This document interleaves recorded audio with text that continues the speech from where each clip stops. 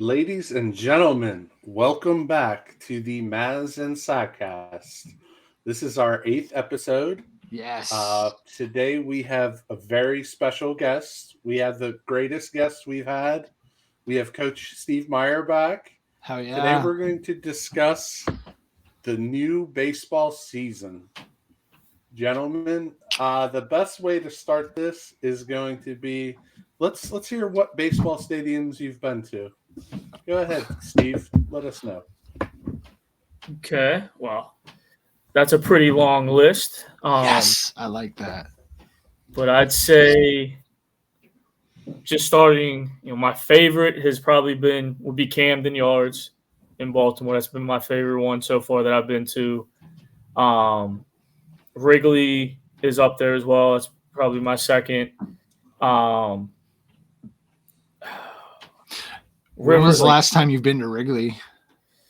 2000 and I want to say 6. Yeah, 2006. Nice. So you went to show. Yeah, I was gonna say. So you've been to Wrigley, not Real Wrigley. yeah. And actually, I didn't even really get a chance to see Wrigley. All I really got to see was the bleachers because that's where I sat, and obviously you can't go anywhere else, etc. Yeah.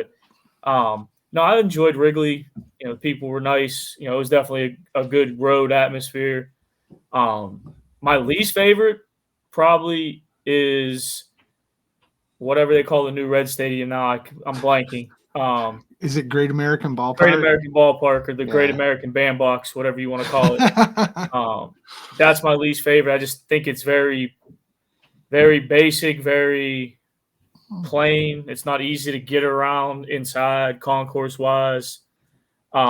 That's interesting. It looks pretty on TV, right? Like the bleachers look nice and the smokestacks in the back. Like it looks like a pretty stadium. That doesn't surprise me though. It's so high. I'd rather go to the Trop. I've been to a game with Tropicana. I'd rather go there than Great American. Holy cow, dude! That's saying a lot, actually. It really is. That's just my opinion, but I mean, the new Yankee Stadium was okay. It was decent. I actually didn't see a baseball game there, but I've been there. I saw a football game, but we'll count that. I'll add it to my list of stadiums visited. But and then obviously like Riverfront, the old 1970s cookie cutter like we all were used to. But did you ever get up to the Metrodome when it was open? Nope. No, never got up there. I know people that have been up there that said that was the worst place to ever go see sports, period. Like it was crumbling. I could see that. Yeah. My least favorite. You haven't been to Dodger Stadium, you said? You haven't been out to Chavez Ravine? Mm-mm. Yeah. Don't go. It's just not fun. Like like the bleachers. I've heard it's a nightmare to get out of. It is. It's a nightmare to get in. It's a nightmare to get out of. And then like the sections, so you mentioned the bleachers out in Wrigley.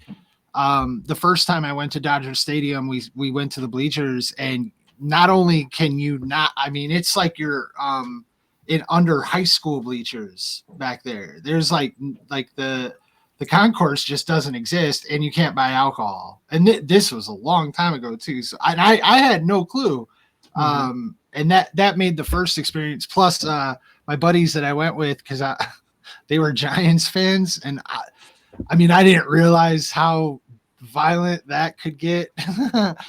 And there was a long rain delay, so people were just. But I went back a couple times. I saw the Cubs play there a couple times, and I just don't. It's just a terrible stadium to see a ball game in my opinion. Yeah, Anaheim's pretty like typical. Like it's one of those ballparks that's like, run of the mill average ballpark, but the parking there is great, and you can get in and out real easy. And I like that part of town better. San Diego is amazing. I think I said that before we started. Arizona is really nice. I want to go there. Yeah. And I want to get to yours. Like I've said it a million times. Like I want to get to Pittsburgh pretty bad. I've been. My dad went to the new Minnesota Stadium. I haven't been there, but he said that's like a church. Like there's no sound. Like the sound escapes immediately, and it's just real quiet. That's how Comiskey is. Mm-hmm. Yeah. So, I think that pretty much covers it. I've been to a lot more football stadiums than baseball stadiums, but you know. Yeah, I've hit a lot, like, you know, not just major league, a lot of minor league stadiums and everything as well. But yeah, I think we talked about that the last time you were on because, like, of all the baseball places that I've gone to watch baseball, like the Rancho Cucamonga Quakes with their like single A, high A stadium, like it was gorgeous, and like the way they had it set up to where you had trees behind, like it was beautiful. mm-hmm. I mean, it's a single A park, but like great experience. That's what makes Petco so fucking wild. Is like there's all that family area and like beach, and there's all types of cool stuff out there. I think that's the interesting part. I think with stadiums now is even some of these newer stadiums, which aren't new anymore. I mean, you know, just we're aging ourselves now. But I mean, PNC Park was built in 2001, but that's not new anymore. It's, you know, 20 some years old. So, and just seeing the evolution of some of these ballparks that are only 20 years old, and they're talking about, oh, we got to modernize it. Well, it's only 25 years old, 20 some years old. How do you need to modernize it? But you really do. I mean, well, that was a huge deal in Milwaukee with Miller Park. Is that the roof? You know, you guys were talking about how nice the park is, and it is. The stadium inside, the concourses, everything about it is great. Like getting around is super easy. Watching a ball game is fun. There's not a bad seat. You can be out in the outfield in the nosebleeds and still like it's awesome. But there are like they had to do a whole rebuild plan and petition for a ton of fucking money. I don't even know the numbers, so I'm not going to say it because they're already saying they basically have to rebuild the roof. And it was a one-off when they built it. There's not like more parts, so they have to refabricate basically all of the parts for the roof that they need to rebuild it all. And it's like that's crazy. And I was on the highway in Milwaukee going to see Limp Bizkit, Stained, and Kid Rock in Milwaukee the night that the crane fell over and like that stadium, like people fucking died. The ambulances were going past us on the highway where we were trying to get to the concert, dude. It's fucking wild. So I have a memory of that, and they're already saying, like, before it was even done, and they're already saying, yeah, we have to rebuild it. We need $100 million or whatever the fuck they need. And the people of Milwaukee didn't want to pay for it, but politics moving along. Where was this concert? Was it at the Mecca or the Bradley Center? No, it was at the Rave. It's called. It's like ECW used to run that place. Oh, right on, dude. Yeah, it's amazing. I've gone to tons of concerts there over the years, and yeah, it was fucking Kid Rock, and then Stained, and then Limp Bizkit. Was that in 1999 when they were hot, or it was the year 2000, sir? Okay, so that was peak. So the baseball stadiums I've been to. Obviously, Wrigley. I was at Old Comiskey. I've been to the new Comiskey.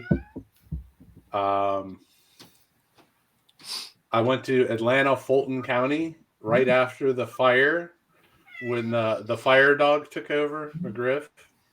I've been to Baltimore. I've been to Milwaukee. The worst one was Detroit. I was at Three Rivers. I was at PNC Park. Mm-hmm. And I think that's it. And then like you were talking about basic ballparks, the most basic Kane County Cougars. I don't know. Oh hell yeah, dude! I've been to Kane County Cougars games. Yeah. I've been to Miller Park. I love Miller Park. Camden's up there. PNC's a great park. Yeah, that's about it. We went to Altoona Curve. Mm-hmm. They have a roller coaster in right field. It's pretty cool. Oh, that's neat. Yeah, Altoona's nice. I like Columbus. The Columbus Clippers, nice little AAA. We went. I want to get to see the fucking Savannah Bananas at some point. Like that's like a goal of my life. Like at this point, like in the next 2 years, I want to get down to Georgia and go see them. Like, Well, they're travel. doing major league parks and selling them out right now. They're everywhere now. Yeah, it's the hottest ticket in baseball now. They're fun, they had man. Roger Clemens pitch for them the other day. I think it's Jeff Francoeur just took an at bat. I think when they were down in Gwinnett. I saw John Cena the other day, and that shit cracked me up. Like, they're something else. They're entertaining, which is supposed to be the point of going to a game. We have a local team here, a semi-pro team, the Madison Mallards, and we go to see them at least a couple times a year. But they're usually sold out. Like, they sell out almost every game over the course of a season because people want to go to baseball.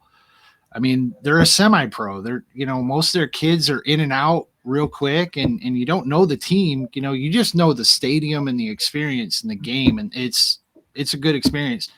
I won raw tickets there once when Mick Foley was there. That was a lot of fun. We have a semi-pro team here too. Yeah. Do they play the Washington Wild Things? I don't think so. It's all very it's all regional. It's all regional. That's how this is. But those games are fun too. They're good. They're affordable. Everything. It's a good family atmosphere. Hell yeah. Yeah, it's like. But I think that's kind of what's missing in baseball now, where the game's got to evolve a little bit in some way, shape, or form. Not necessarily the on-field product, but how it's presented. I know they're trying a little bit with some of the things that they're doing with pace of play. Mm-hmm. But I just definitely think in the Savannah Bananas and that type of atmosphere, that's shown that you can have fun at a baseball game. It isn't just – I'm an old school purist. I go to watch the game. I want to go sit down. I can't do it anymore because I bring my kids. But, for years, I taught my wife how to keep score, and it's – go to the game, sit, watch, forget everything else that's going on in your life almost, and just relax and enjoy the game. And, But the great thing is we have these other levels. We have the Savannah Bananas. We have the local semi-pro teams. But when I agree with all that, but some of the things that they're doing with the rules are we're probably going to hit on this. So I'll just say it now, kind of bother me as a purist. The blocking second base thing has already I'm done with that. First, you make it huge, which it looks ridiculous on TV. I don't care what anybody says. And then you tell them that they can't block it. You're done. So stuff like that, because at the top level, you want to see these guys do things that nobody else can do, right? The stuff that they're truly capable of. So you gotta cuff them. Gotta cuff them. The rules got to be perfect. I want some old school stuff coming back. You know why that is? We're doing this blocking and changing the rules. It's because your dirty ass ball player had to take out Jung Ho Gung from our world. That's what world it is. Championship run here. Yeah. That was the one thing that happened that they said, you know what, we need to change a rule. We need to do this rule change, which is ridiculous, but whatever. We can move past that because I don't want to harp on that. Well, then there's the thing that happened in Japan the other day, or Seoul, with the time and Xander Bogaerts lost his at bat because of it. Strikes and outs are what matters, not 13 seconds in between pitches. 100%. The calling of a ball or a strike because of that's it just kills the rule for me, because you're stopping an execution of a play. You're just rewarding something. It's I don't know, man. I hate it. I fucking hate it. And I do like the pace of play. I'm not gonna lie. Yeah. Last year, I think we discussed this last time on our last episode, but I watch a lot of baseball. Over the course of a season, I watch or listen to at least 100 games, regularly, because I love my team. I want to know about my team. But it went so much faster last year that it was like, as a fan, it was truly nice to not be like on a random Tuesday, sit down and lose 3 hours. You know, you only lost like an hour and 45 minutes, and it was nice. It was. I mean, I think, I mean, I like, there's some things again, we can get into, there's some things I like and some things I don't like, but that part of it is awesome. It's like you said, it's kind of selfishly for me too. Like, I watch a lot of baseball, I'm around it, I go to games, but it just keeps everything moving a little bit. Now, could they tweak some things and make it abolish? Like, no, like, you don't need to do all that. Like, the mound visit rule, I kind of do like a little bit. The pickoff one, I'm not real fond of, or I think it was, you can only have 2 pickoffs now. Yeah. Like, some of that's a little too much for me, but just in general, I think they're at least trying. So that's a positive. I'm not sure how. I know they tried it in spring training. I don't think they're going to do it in major leagues, but you can challenge 1 pitch now or per at bat or something, which I'm not too sure how I feel about that yet. I have to kind of wait and see how it looks, but they had to do something because even though I'm a football coach and that's what my profession is, but it's not football isn't America's pastime. It may be America's sport now, but it's baseball. Baseball is what this country has been built on, and all day for centuries, for years now. So I think they had to do something to kind of catch up. Now, part of it, now I could go on a rant if I wanted to about one thing I don't like that they changed is putting the nets all the way down. I hate that, especially at a place like PNC Park, because I think it takes away from the game. I mean, no foul balls. And it's not even that, it's just the field, the sight lines. Like, now I'm looking through a net. I know after like 4 innings, you kind of don't see it, but still, and just the little things like, being able to, as a kid, being able to sit right on the first or third baseline and be right there and interact with people. Now you can't really do that as well. And all because people don't like to pay attention. Take 5 minutes and wait until in between innings to look at your phone. You don't need to look at your phone the whole time. Like, I get it. Like, in your younger days, how many foul balls did you get? Oh man, I got a bunch. I got how many? I've only got a couple. I've only got a couple. Some right here, and those are all autographed. But those are awesome. And you got all those? Like, those aren't purchased. Those are all like ones you've caught. That is awesome. Nope. Like, I mean, good shit. Mike and I laugh, but like, I used to, like, when I was younger, I would get in game. I've probably gotten 15 foul balls. One April in like 2012, my wife and I, a girlfriend at the time, went to a Pirates Reds game. It was rainy. It was like 40 degrees.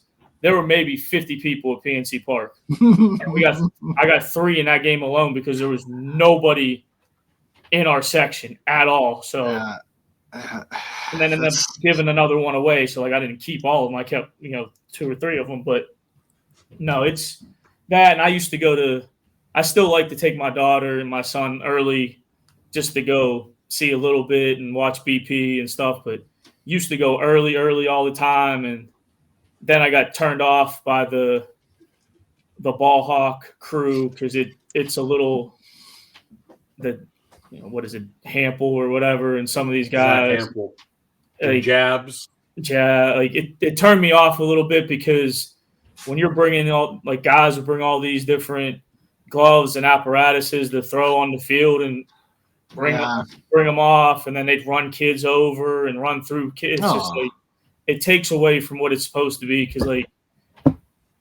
like even if you're a kid that don't even like baseball, I don't even know if there's a better like feeling or seeing when you see a little kid that gets a ball for the first time and like, yeah, it's just a baseball that we could go buy or whatever, but being that young kid and getting that experience is a whole nother level. Like, watching videos of that and like kids get pucks thrown to them over the glass or like sticks and stuff like those are some of my favorite like heartwarming videos to watch, because like that's one of the things that sports and professional sports in these moments bring to you as a family, as a kid. And like they're amazing moments. And I was able to get foul balls when I was young. I don't have any of them because we went to Sox games and there'd be nobody there. Like you said, it'd be like we were talking about the free Sox games, and my dad would take us there for BP. Because why not? You're going, like, you know, get there. There's nobody else there. Like, you could sit where you wanted, have some fun. Those days are gone. But, you know, like we lived through the era of when they started putting guards or whatever at every section to make sure you were in the right section, you know, like, because it wasn't like that when I was young. If there weren't people in the park, they let you fill in if you wanted to. Just go sit down. Nobody really gives a shit. You know, buy a cheap seat and then by the 5th inning, scoot on down. Hell yeah. Can't tell you how many times I've done that. And no, it's definitely like I was the same way. Like I love going to games and I love going to BP, and it wasn't just you wanted to get a ball or this, that, and the other, but it was now you get a chance to just interact with people and just watch the early work, you know, watching guys take, you know, fungos and watching how, you know, just from a coach's perspective, as I got older too, it changed. Like I still like to go early, but it was now let me see how a different profession goes about this. And then, you know, I got lucky enough that, you know, through relationships with people, you know, anytime certain teams were in town, they would come over to practice if it was during OTAs and, hey, do you guys want to come to BP and come on the field? That's and cool. So like we did that with the Braves and Marlins. So just getting up close and watching like Giancarlo Stanton and some of these guys, you know, just take BP and talk to them and just see what their routine is and how is it different from what our guys go through to get ready. So just part of the game that I think, you know, that not everybody gets to see, but from my perspective, I could appreciate too. So. Hell yeah. I think it's always good for kids to get there and see the guys warm up and go through their stretches and their exercises to show that they go through the work every day. They don't just show up at the ballpark and piss excellence. You know, like they put their work in. You know, that's good for kids to see, because I think especially when you're coming through ranks and stuff's coming easy for you, some of these kids have that perspective that it just comes easy to people, and it's like, yeah. Oh yeah, I tell the high school kids that all the time. I said, you know, there is a switch. You can have a switch. Some guys are good enough that you can turn it on and off, but the ones that are that good enough that can have that switch, they don't ever turn it off. It's always on, and that's what makes them great. That's what keeps them in that elite 1%. And the top half of that 1% is because they don't turn it off. And it doesn't matter if it's baseball, football, basketball, whatever, hockey. You know, it's because they know how to put the work in, and they don't have to flow it up. They just go. And that's why the majority of those people would never be considered having very well-rounded lives, like, because they're focused on that and they have to build the well-roundedness as they age. It's why we see young athletes, you know, fry out after getting their money, because they're not going to be well-rounded. They're going to be these people that have been at that level and so focused on it for so long that that's all they're, you know, that's where they are. But that's why I was watching the NCAA. I don't know. I'm going to get off topic real quick. I was watching the NCAA wrestling championship, or the wrestling tournament this weekend, because I don't like basketball, and wrestling is the next best sport to baseball and football, in my opinion. So I was watching that, and they kept pumping up all the good things that the NCAA is doing with the NIL money and just, you know, stepping up the healthcare for athletes and giving them access to mental health care if they need it and stuff like that. And as much as like I can see it as, well, now the colleges are just becoming like the minor leagues even more and more, where we're just investing in the athletes. So the school becomes an athlete factory instead of a school. But it's been like that forever. So all you're doing is keeping up with where we are, you know, like they're doing what they have to do. But I think it's good for the kids, because like, you know, you see too much of that. And right now, again, not to go too much into it, we're going to move right past this and finally get to fucking baseball. But seeing the Bears with this number 1 pick and really having to address, is this kid's potential talent worth all the potential, like, inability to be a human that he seems to have, where like he's just not a character guy maybe, or he's not going to be, or whatever. Like, what do you do? And that's got to build that, you know. It's the monster that they've created by not regulating NIL. All 4 guys getting paid. I think it should have been happening, but really all they've done now is just take. There were bagmen at every major university. Guys were getting paid. There's no ifs, ands, or buts about it. Now it's just legal and upfront. But, you know, just to touch on what you just said with Caleb, as far as talent goes, he is an elite level. He has arm talent. He's got ability to create inside and outside the pocket. He can do everything. But the one thing that you can't measure yet and that you got to find out and question is it ain't just even here, it's here. Like, what is it? You know, how are you going to be able to handle adversity? Like, and you're going to have adversity. 100%. You got $10 million over 2 years to go play at USC, but with all your talent and everything that you have, again, you're just the quarterback. You can't make everybody else around you better, but you still didn't win more than 9 games in a year? 8-9 games. So why is that? Is that because there wasn't enough around you, or because your talent wasn't enough to elevate everybody else around it? Don't get me wrong. Should go number 1 or 2, whatever, I think, but there is a lot of legitimate questions. Everybody that thinks he's just going to be a slam dunk Hall of Fame quarterback as soon as he gets drafted there's a lot of things in there that make me think, I don't know. I'll take a guy that's a little less talented that I know got that, pit bull type mentality that nothing's going to faze him. Like, just spinning this back into, I'll get us back on track to a Paul Skeens, where, I think he's a guy that, does he need to go? Yeah, he's pitched 6 innings of professional baseball since he got drafted. Does he need to go down? No. Are the Pirates going to do that because that's probably what's best for the organization? Yeah, they're already doing that. Pete Crow Armstrong. We're Pete Crow Armstrong. You cannot convince me that dude is not ready to be the center fielder for the Chicago Cubs. They did it to Chris Bryant. And you couldn't convince me at the time that he wasn't ready, and he came out and won Rookie of the Year and then an MVP. Like, that's where I think it's different, though, is between Caleb and Paul Skeens. Is if you just look at Skeens' his body language and the way he carries himself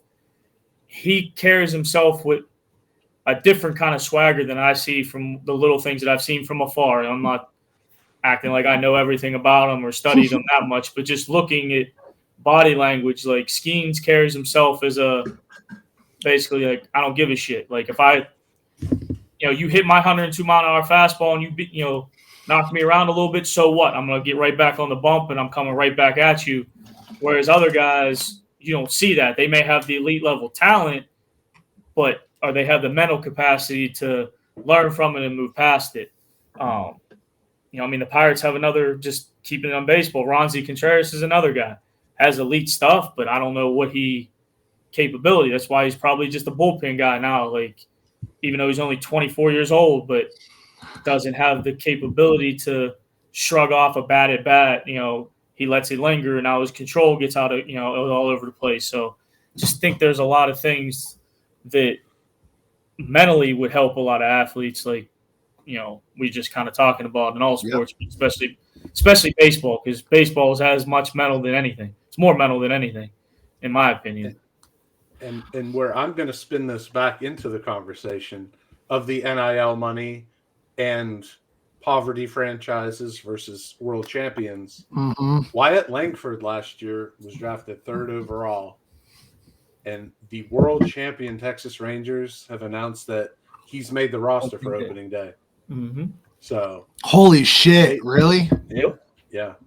Wow. I mean, the guy 500 for winter ball. So. That's a perfect example. I mean, because even if you just look at the Pirates, like there's Skeens and there's another kid, Jared Jones, that has pitched 16 scoreless innings, high velocity kid, just pitched 5 more shutout innings in his last start. That probably is, he deserves to be at least the 5th starter on the opening day roster, but will they do it? And it's how serious are they going to be about contending, because this is an opportunity where this year more than anybody, I mean, everybody in this room right now is NL Central guys, whether it's the Cubs or Pirates or whatever. It's there for the taking. And if you want to be a legit contender this year, you can be, and only have to win 80, 85, 88 games and win a division. So you really willing to, well, let's wait on this opportunity just so we can save and add another year down the road on these guys. Whereas you have a perfect opportunity, in a Pirates case, to win your first division title since 1992. But do you want to take that, or do you want to do the prudent thing and the business savvy thing and, well, let's wait till mid-April or mid-May, early June, and then so we save that Super 2 time. But, that's baseball, though. That's, like he said, it all depends on what you think their WAR is going to be, right? Like over that time period. I mean, what are you looking at? Like it'll depend on, like, I don't know what okay, so to use PCA, I don't have an idea of what his numbers are going to look like to where, your wins above, like, what, 6 maybe over the course of the season probably is a reasonable number for a dude like at his. I probably think that's really high. Do you? Okay. So I would say probably 3. Okay. So even having him be gone for 3 months, it's like, meh. Like you're not losing much and you're keeping that time. Okay, fine. Like I don't know. Hey, Mike, where are we starting? We are starting with the off-season moves. Okay. So this is the weirdest offseason that we've ever seen in baseball. So in November, you had these guys that were going to get non-tendered. So we just trade a whole bunch of them, get these contracts out of our organization to set up our organization with open spots for the 40-man roster, protection on the Rule 5 draft, and kind of saving some money up so you can go after the big names. Because we know that everybody went after Ohtani, and some of the other Boris guys are still out there. So November 5th, the Brewers traded Mark Canha, who they got at the trade deadline, to the Tigers for a minor league pitcher. You look at that and you're like, eh. But then November 16th, the White Sox traded Aaron Bummer, solid lefty out of the bullpen, to the Braves. The White Sox received Mike Soroka, who they just announced is going to be their number 2 pitcher this year. Makes sense. Jared Schuster, who was a top prospect for the Braves, was a first-round pick.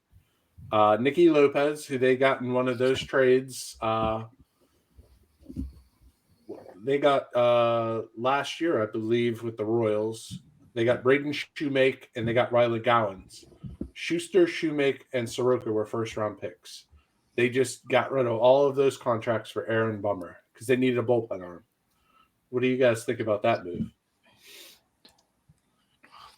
14, 15, 16, 17, 18, 19, 20, 21, 22. I was just counting the key additions for the Chicago White Sox.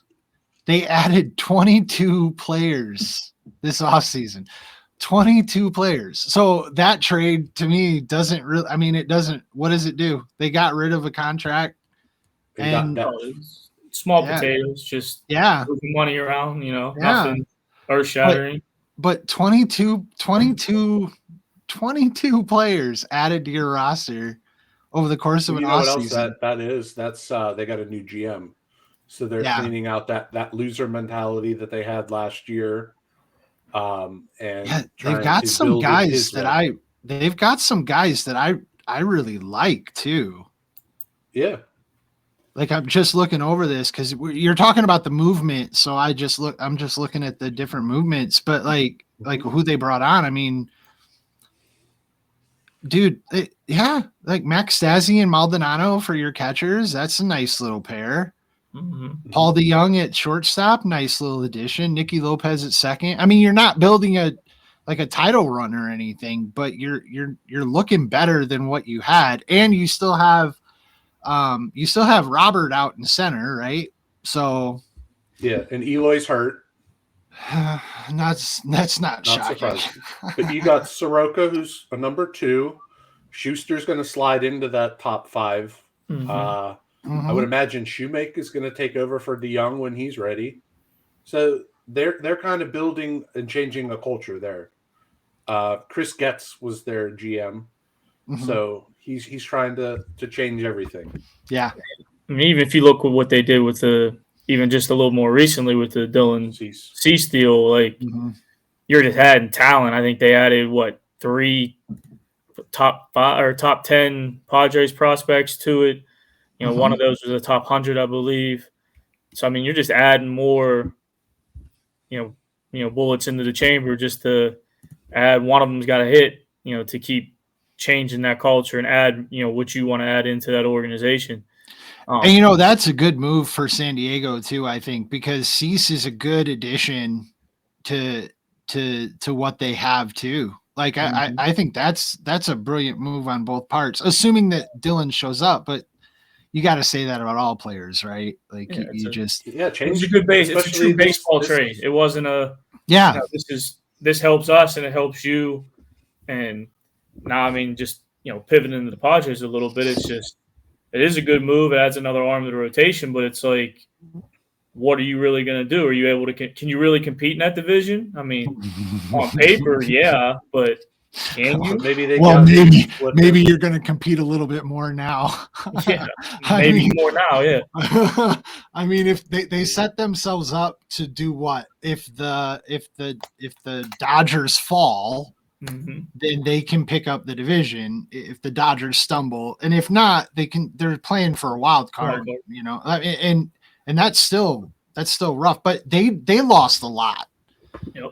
I think that losing Soto is going to be a bigger deal than people think it's going to be for San Diego. I know he may not have. I mean, I think he's a great player. I think he's. You don't know what you're getting day in and day out, which kind of sucks. But for the Yankees, they don't give a shit about that because that's half their roster. That they're all kind of the switch it on guys. So when they take days off, in the middle of the season, they're still going to win 95 games. 100 games, maybe. Right. Not worried about them. we had our first major signing on November 19th. The Phillies re-signed Aaron Nola for 7 years, $172 million. So that kind of set the market right there. He stayed where he wanted to stay, and that was the one big constant name off the board. He's never hurt. He's always out there. The Phillies have made the playoffs, three of the last 4 years. He's pitching deep into October, and he's going. He eats innings. Innings eater is right. Yeah. And he's pretty good. Like, oh, yeah. I wouldn't say he's a top 10 pitcher, but he's probably top 30. Easily. I would say so. Yeah. Top 30 easily, yeah. It's definitely a good signing for them if they want to stay relevant. I mean, yeah. They needed to do that. And they added Whit Merrifield. Oh, wait, you're doing these in order of – my bad. Okay, continue. Yeah, I'm doing them in chronological order. No big deal. We just keep going. Sorry, spoiler alert. So the day after, the Braves countered, and they signed Reynaldo Lopez, 3 years, $30 million from the White Sox. Just kind of a depth move. Depth piece, yep. Swing guy. And then talking NL Central. Oh, baby, did the Cardinals do it this day. November 21st, the Cardinals signed Lance Lynn and Kyle Gibson. 1-year contracts with team options. No thoughts because they're just guys, right? Yeah.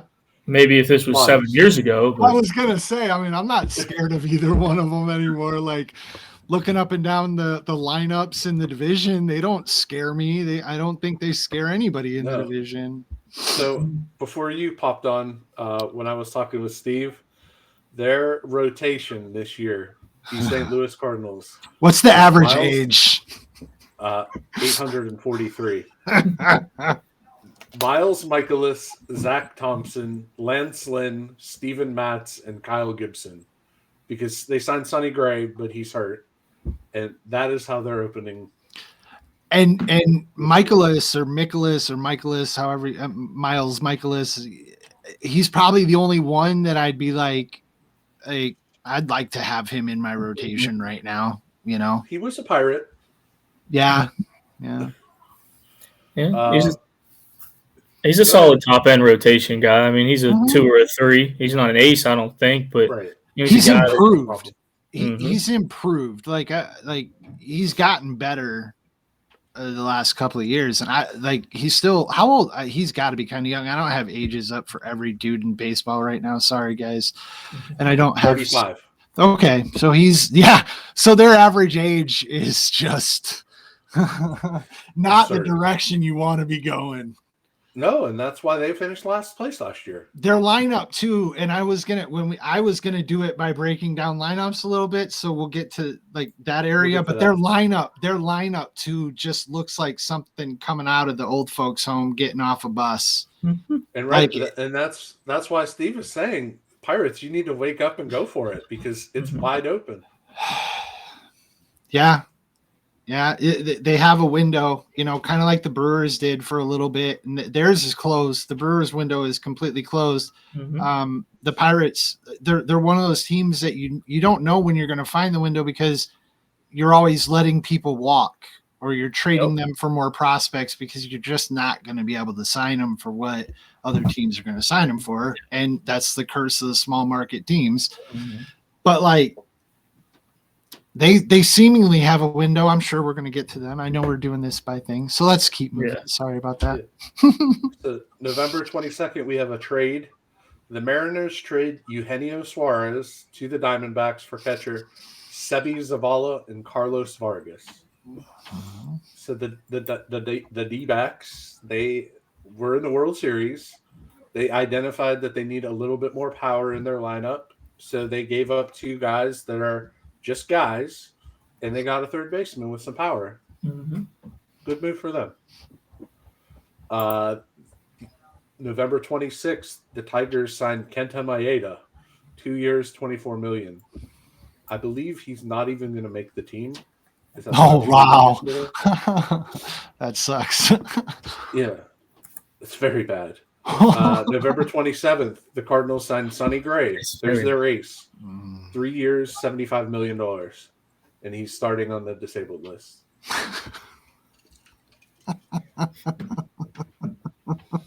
It makes me so happy. I'm sorry. It truly does. And then here's the other team.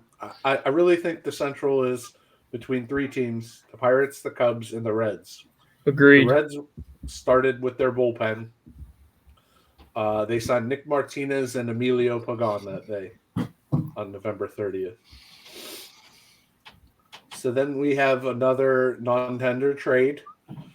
December 4th, the Mariners trade Jared Kelenic, Marco Gonzalez, who we'll talk about a couple days later, Evan White, and cash to the Braves for Jackson Kowar and Cole Phillips. You guys know about what the Braves traded to the Mariners? Both Jackson Kowar and Cole Phillips, Tommy John surgery. They're both out for the year. And Jared Kelenic, I believe, is going to platoon. He's not even going to start every day for the Braves. The December 5th, the White Sox signed pitcher Eric Fetty. 2 years, $15 million. I believe he's going to open as their number 3 starter. Okay. Now we're getting a kind of big deal here. December 5th, the Red Sox trade Alex Verdugo to the Yankees for Greg Weiser, Richard Fitz, and Nicholas Judice. Very exciting. I really hate Verdugo. I don't think he's that good. But here's a name you guys brought up.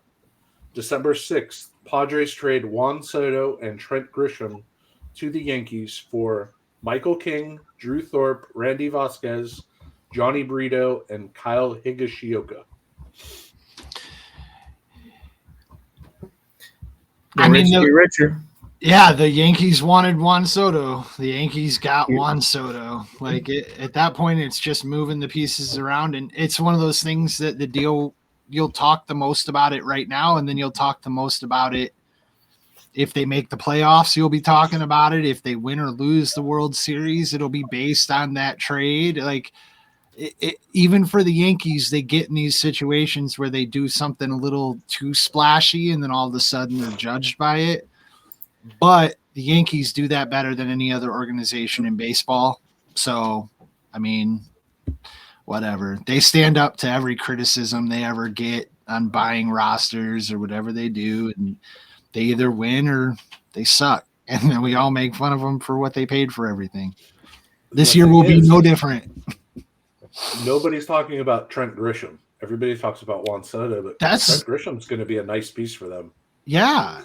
Trent Grisham is somebody I invested somewhat decently on for card market because he was a rookie when I was investing in card market, and I loved how he looked coming out. Like he could be a really good addition, but that sucked for him. Like I think it sucks for him because he's in a position where, kind of like with Kelenic, you're talking about how he's going to platoon. Like that's these young guys that are on the verge of becoming everyday players and that can step up, getting put in a position where you're not going to get the at bats. That it kind of blows. Yeah, and he's probably in the contention with the guy they traded for before, with Alex Verdugo for a spot. So, yeah, it hurts them both. Right. I just think adding, especially Soto, just you got to build rosters to where you play, and yeah, they have Judge and Stanton, but where's the shortest part of Yankee Stadium? Yep. So you add a Juan Soto to that maybe 10 of his normal routine fly balls in every other ballpark, or now that's 10 home runs, and that adds, that wins you baseball games. So I just want to know, like with a dude like that going into Yankee Stadium, like you're talking, like what's a failure of a season, right? Like if he plays 125 games over the course of the season or 130, does he have to hit 40 home runs before the New York media is just like, you fucking bomb, right?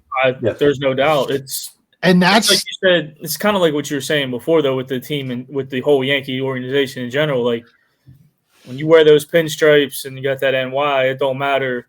It really truly is like World Series or bust. So like they'll let you do whatever you want to do, but if you don't win a World Series, or at least you're not at least in the ALCS or in the World Series, then it truly is a failed season. I mean. Yeah. And that's the standard that's been set, and that's just the reality of it. I'm going to be very interested to see how Soto holds up to that because he's kind of a temper guy.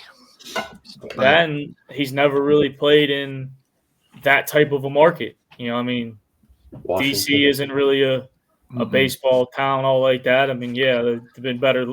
They're getting people here recently, but San Diego is chill. Exactly. They're chill. They're chill. Why would anybody be upset? You live in San Diego. Yeah, for real. Oh no, 75. the Padres lost. Who gives a shit? I'm sitting on the beach. 75 and sunny right now all year. So who cares? I truly think that isn't a regular season judge for him. I think you judge that by what he does in the postseason, because he's had a remarkably good postseason career thus far, and the Yankees seem to fold every year in the playoffs. So I think that's what he's brought there more for. Fair enough. I like that. It's a different take than you normally. There you go, buddy. There you go. December 7th, the Cincinnati Reds signed Jeimer Candelario, 3 years, $45 million. Nothing. He was a Cub last year. That was their big deadline move. Yeah. Okay. Enjoy Skyline and enjoy Covington, Kentucky. Yeah. The D-backs sign Eduardo Rodriguez. Just another innings eater there. Another innings eater, another start, just a guy. Not just a guy, but solid. December 8th, Cardinals trade Tyler O'Neill to Red Sox. Cardinals receive Nick Robertson and Victor Santos. I mean, I'm just going to go ahead and guess that the Red Sox are going to get the better of that. I think O'Neill could break out. Yeah, I do too. A really good player. I hated that I had to hate Tyler O'Neill. I have an issue with the Cardinals as a Cubs fan. I have such an issue with the Cardinals that it's like I tend to dislike their players, but some of their guys that they've gotten rid of recently, I've gotten to become fans of. Harrison Bader is another one like that. I'm just like, you can be good, and it's like this is a good one. Tyler O'Neill to the Red Sox. Yeah. Good move for him. It's all those Cardinal guys. They're always white. They're always producing, and they're always just good. Yeah, they're not great. Brendan Donovan, not great. They're just good. They're just good major leaguers. Good players. They're dogs. I mean, O'Neill's a solid defender too. I mean, it's not just the bat. I mean, speed exactly. Yeah. Not a true 5-tool guy, but at least a 3 or 4 tool guy. Yeah. And I guarantee you, he's one of the hardest workers out there too. You can just see it. Like certain guys just kind of exude that, and So I agree. He could break out up there for real. Yeah. December 9th, the Angels trade David Fletcher and Max Stassi to the Braves for Evan White and Tyler Thomas. Mm-hmm. So that's just more of a contract cut because I think you said Max Stassi's on the White Sox. So yeah, keep going. Spoiler. Well, here's the big one, and I think this one's going to take a while to discuss. Okay. December 9th, the Dodgers signed DH/pitcher Shohei Ohtani. 10 years, $700 million. With $680 million deferred and no opt-outs. Go ahead. Well, I mean, first of all, can we just discuss about how much of that was deferred and how much that might be a real fucking problem for him right now? Uh-huh. I mean, I just want to start there because that is like wow. This could turn out to be one of the craziest things to happen in baseball history. Ever. Yeah, ever. Yeah, there was something I read, or I was talking to Mike before you got on too, that it was one of the radio guys I was listening to, or was Twitter, I can't remember because I see or hear so many things, but kind of the conspiracy theory that Major League Baseball knew about something or thought there was some smoke of this, and that's why they kind of said, hey, Dodgers, if you're going to make this deal, you better back end or backload a lot of this and defer it because there might be something here. And sure enough, 2 months later, 3 months later, there's some kind of fire going. We don't know what yet, but that would make. I mean, I got it. Like as far as theories go, it holds some water because if Major League Baseball had a little bit of a sniff of it, and the Dodgers, they went to the Dodgers and said this. The Dodgers do that, and then all of a sudden, he's under the Dodger control, and they start doing an internal investigation, and here we are. Mm-hmm. I don't want to see this dude. Like watching him play has been like amazing, and being able to be like to have conversations about how he's so much different from anything we have ever seen. And they compare him to Babe Ruth, but he's really not comparable to Babe Ruth at all. Mm-hmm. And like just all these crazy things to have it, if it ends like this. No, I mean, dude, it's a black eye for baseball. Like it hurts baseball if he does get suspended or banned from baseball, whatever, if he gets the Pete Rose treatment or whatever, if he really did bet on baseball. But just from a pure baseball standpoint, from on field, I mean, the deal itself, I mean, I had no problem. Hey, go get whatever you can because you're a top 5 hitter in baseball, if not top 1, and top 2 or 3. Same thing, pitcher. Like that's not. We've never seen that in our lifetime. Exactly. Ever. It doesn't happen. I mean, so yeah, if you're the best at what you do, you should be paid like it. That's what the market is. So it's funny now to think about it because when they backloaded it, it was so like perplexing. Yeah, I was just like, this is weird. Like I haven't seen shit like this since Marian Hossa got his deal, and the NHL like investigated it because they said it was you couldn't do it. Like they because it was like 15 years or some shit, and it was all loaded at the end.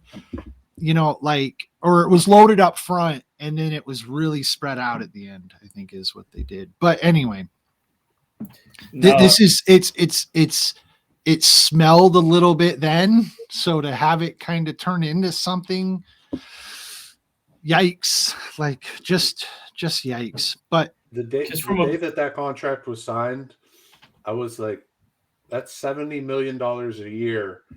And the highest paid player is $42 million. Yep. So how do you justify an extra $30 million? Obviously, there's media rights that they're getting that money back from Japan and Korea, but still, just number-wise, it's mind-blowing. He is top 5 on both offense and defense. So, and you're not going to pay him the price of 2 whole players, but. I thought it.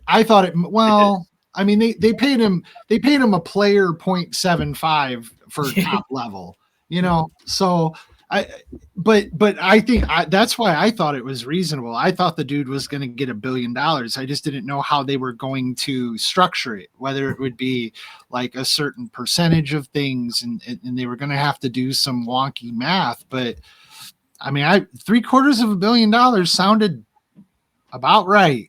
To be honest, like it just, and I mean, it's stupid. Don't get me wrong. Like it's not money that should like for baseball really, but because of the amount of money these people make at the top, like, but now it could, okay. So I have a question.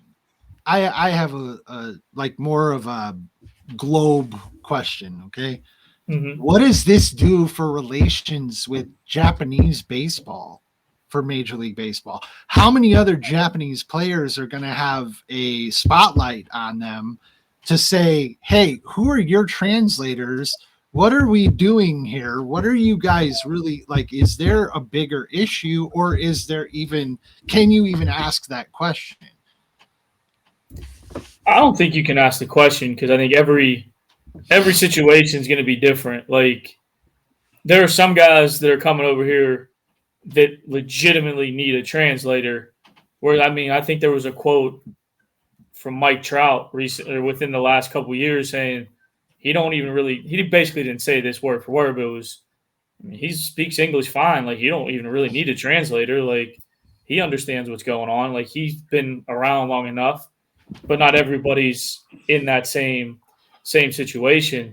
I think what it will do is it could change where these guys sign, or a lot of these Japanese or just any foreign player that comes over, where now I don't know all the legal ramifications, but yeah, you can't bet on baseball. But if the guy's playing for the Pirates or the Phillies or somewhere where gambling's legal, then it ain't a problem because that translator can just go get a FanDuel or whatever account, and it ain't a big deal. He ain't going through bookies and going through like the old school, like you have to do in California because it's not legal yet.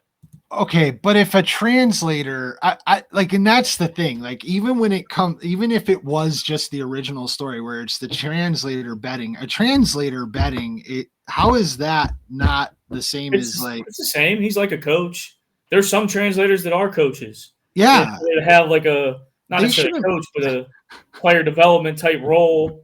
Like I think the Pirates guy's name is Mike Gonzalez. He's Okay. The Spanish translator, and he's a baseball guy. Like, it's not even just right. So in that situation, like, he can't be gambling on baseball. Like, he can't do it.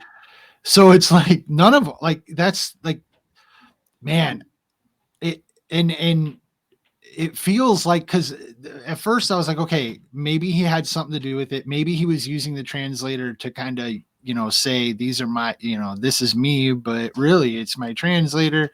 Maybe because the number was pretty high. The first number I heard was 5 million, and I thought that was fucking ridiculous. And then last night you send me the thing, and it's like 15, and I'm like, well, like now I'm thinking there's no way it's the translator, right? Like there's just no way.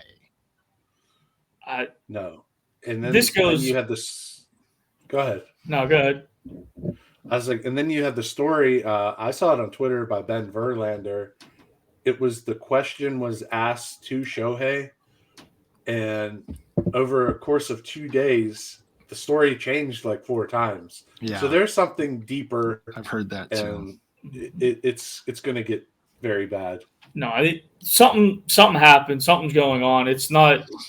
It's a variation of one of the 6 stories that we're hearing out there, but the bigger issue, it doesn't, and I think it's just a bigger issue that's going to continue to go. Not to get too off topic, but this is going to continue to be a problem in all of professional sports, because every professional sports, for the most part, has gotten bed with some sort of gambling. All the major sponsors in almost every sport are some sort of a FanDuel's, Prize Picks, all this stuff. So whatever it is, I'm not saying it's right, wrong, indifferent. I'm indifferent. That's, you make money however you got to make money, but then to turn around and if these guys are betting, well, look where a lot of your revenue is coming in for the entire thing. So it's kind of not hypocritical, but yeah, I'd say it is in essence. But what if they use this opportunity to kind of change the narrative on that stuff, and it doesn't turn into a lifetime ban, and it doesn't like, and it has to be that, oh, well, we have a larger acceptance of gambling in society now, and blah blah. Like, I don't know how you kick this guy. Like, honestly, what percentage chance do you think is there that Shohei Ohtani never plays in Major League Baseball again? 50%. I'll let you go on that one, Mike. You said 100%? 50? Yeah, because it could either be yes or no. Yeah. I mean, I'm around. There's a 30-40% chance. Okay, that's what I was thinking. But kind of like what you're saying, though. I'm not saying this is a reason, but if he is found of something, of betting on his own team or betting, and they don't put a lifetime ban on him, there's going to be a very, very angry, probably, I forget how old he is now, probably mid-70s man living in Las Vegas right now that's going to be very, very upset. And there's going to be a lot of people angry that voted for him and that wrote him in, that have petitioned to get him into the Hall of Fame for all these years. And they're going to be like, you can't be serious. Exactly. But I don't know what they're going to. It is going to be interesting to see what story we get. I think the big tell is going to be if he bet on himself. Yeah, and that's what I saw was that one. It was starts where he was starting. That's $15 million came through. So that's because you could throw the game and then you have to look at Yamamoto. We were told all off season this guy is like the greatest pitcher ever, and then he goes and gets lit up. Maybe he bet on against himself. In a spring training game. No, it was a real that was game. the one in Seoul, right? That was you're right. Yeah, that's when he got make it out. He made the first inning. That's it. Yeah, dude, that might be he'll be fine. Don't worry about that. First pitching Major League Baseball. Yeah. Go ahead. So December 12th, we have another barn burner. The Kansas City Royals, 3 years, $45 million for right-handed pitcher Seth Lugo. I'll move He's on. all right. Yeah, I mean, he's like a decent arm for a low budget team, and he could be a 3 or a 4 there. Yeah, but This December 12th, the San Francisco Giants agree to a deal with outfielder Jung Ho Leaf, 6 years, $113 million. really interesting to see what he if it translates. He's big time in the KBO, so we'll see. Yeah, like more of a slap hitter, not as Yeah. much power, but No. like a little, maybe 15 to 20 home run kind of guy, 280. December 15th, the Tampa Bay Rays trade right-handed pitcher Tyler Glasnow and outfielder Manuel Margot to the Dodgers for Ryan Pepio and Johnny DeLuca. Why? like why? The rich get richer. Keep adding starting Dude, pitchers. like how do the Dodgers get to make fucking trades like that? I don't get it. I think Major League Baseball kind of set them up for this offseason to be the GOATs.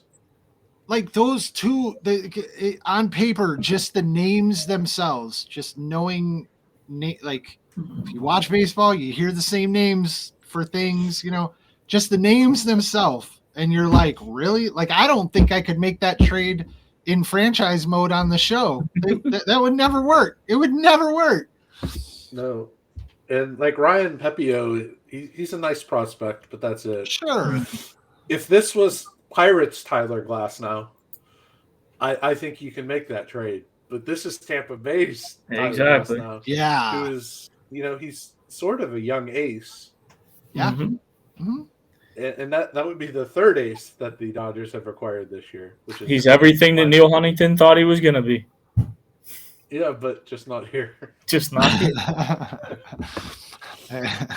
December 18th. I want to see the list Arizona of those players. Diamondbacks signed Lourdes Gurriel Jr.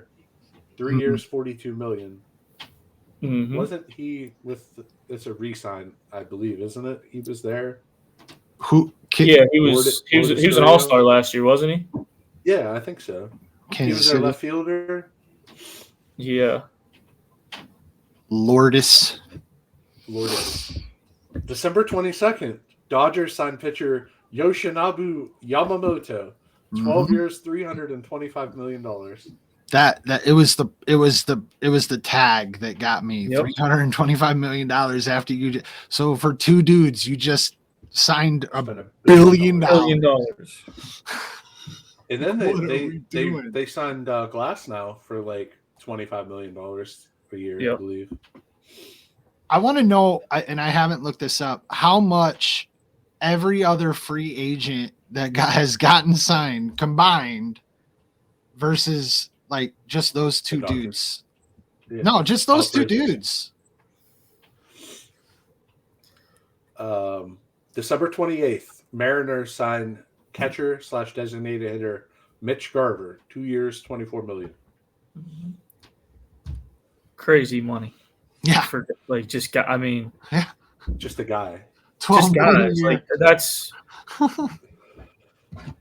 he's a solid major leaguer.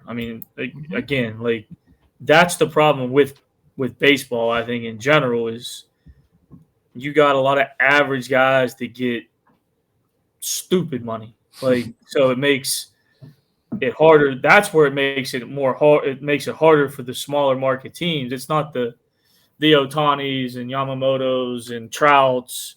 Yeah. Because there's only 5 teams in the league that are going to sign those guys anyways. It's when you're getting 4th or 5th starters or average catchers, backup type catchers that are signing for 5, 10, 12 million a year, that's where it affects the trickle-down effect comes.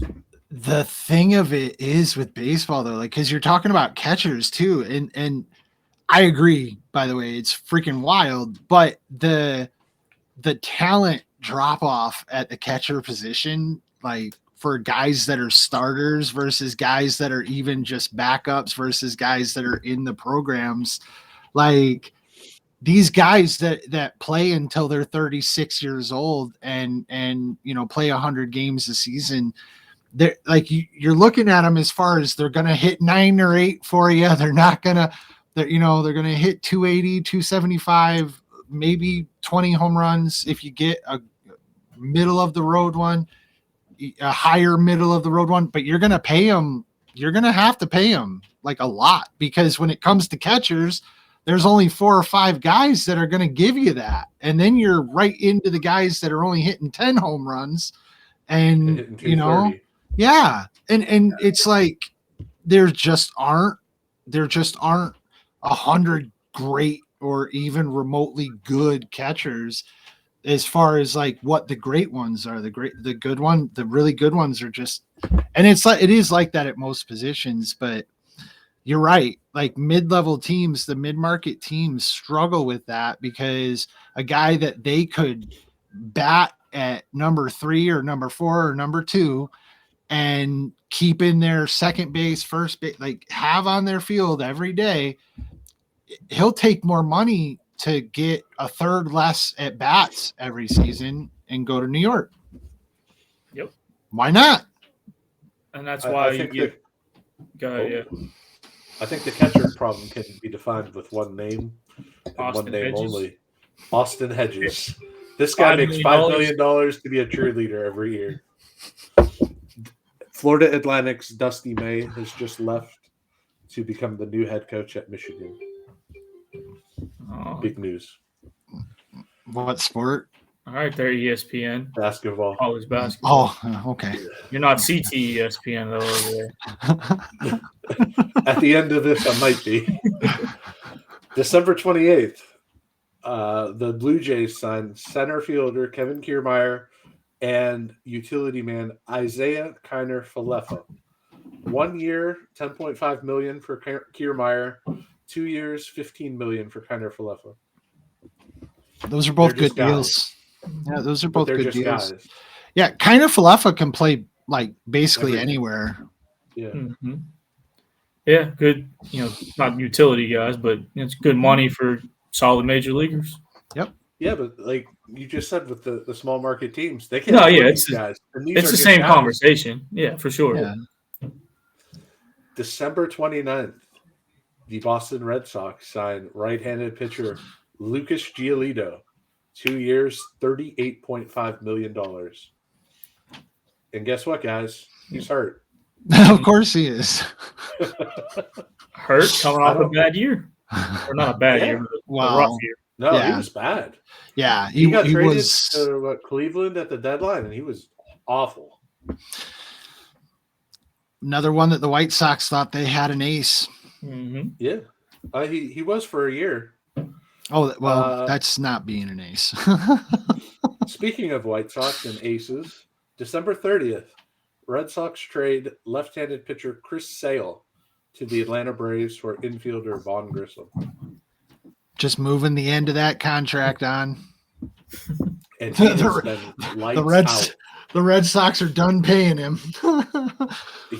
They sent $17 million to Atlanta in the trade. Did they really? Holy shit, dude. But Sale's been lights out in spring training. Mm-hmm. Like, he's got to be 39 years old, right? No. He's up. Like, he's old, but I don't think he's that old. No, and plus he hasn't pitched in 3 years. So 34. Yeah. 34. Oh, fuck. Wow, I was way off. Well, he came right up after they drafted him. So yeah, he was. I mean, he was good. He was great for the White Sox. Like, it just coming up and being the lanky, weird guy. But good for him. Yeah. Good for him. January 3rd, the Padres signed right-handed pitcher Wook Suk Go. 2 years, $4.5 million. He's the reliever, I think, isn't he? Yeah, he's a reliever. You're right. Okay. January 5th, 2024, Mariners trade Jose Caballero to the Rays for Luke Raley. Pretty minor. Yep. January 5th, Mariners trade left-handed pitcher Robbie Ray to the Giants for outfielder Mitch Haniger, right fielder Anthony DeSclafani, and cash. So that's a former Cy Young Yep. with an innings eater in Discofani. Yeah. My God, that guy was on the Reds for like 7 years. Yeah, I remember him tormented the Pirates. Killed the Pirates when he was with the Reds. Mm-hmm. January 8th, Mets signed left-handed pitcher Sean Manaea. 2 years, $28 million. That's free agency. Is just Yes, it is. Speaking of the Dodgers, January 8th, Dodgers signed outfielder Teoscar Hernandez. 1 year, $23.5 million. Why? Why? January 11th, Cubs signed left-handed pitcher Shota Because they can. Imanaga. 4 years, $54 million. Is he good? I mean, he's going to be what, their third guy in the rotation? So, Is that what it is? Third? Yeah, and I think they have 3 lefties. So, like, I mean, their rotation, we'll get there. Okay. Let's. January 12th, Yankees signed right-handed pitcher Marcus Stroman. 2 years, $37 million. Sayonara. Yeah. I have nothing nice to say about Marcus Stroman. Wow. January 12th, Giants signed right-handed pitcher Jordan Hicks. 4 years, $44 million. 11 a year. for Jordan Hicks. Hicks. He throws smoke. Yep. That's about it. Yeah.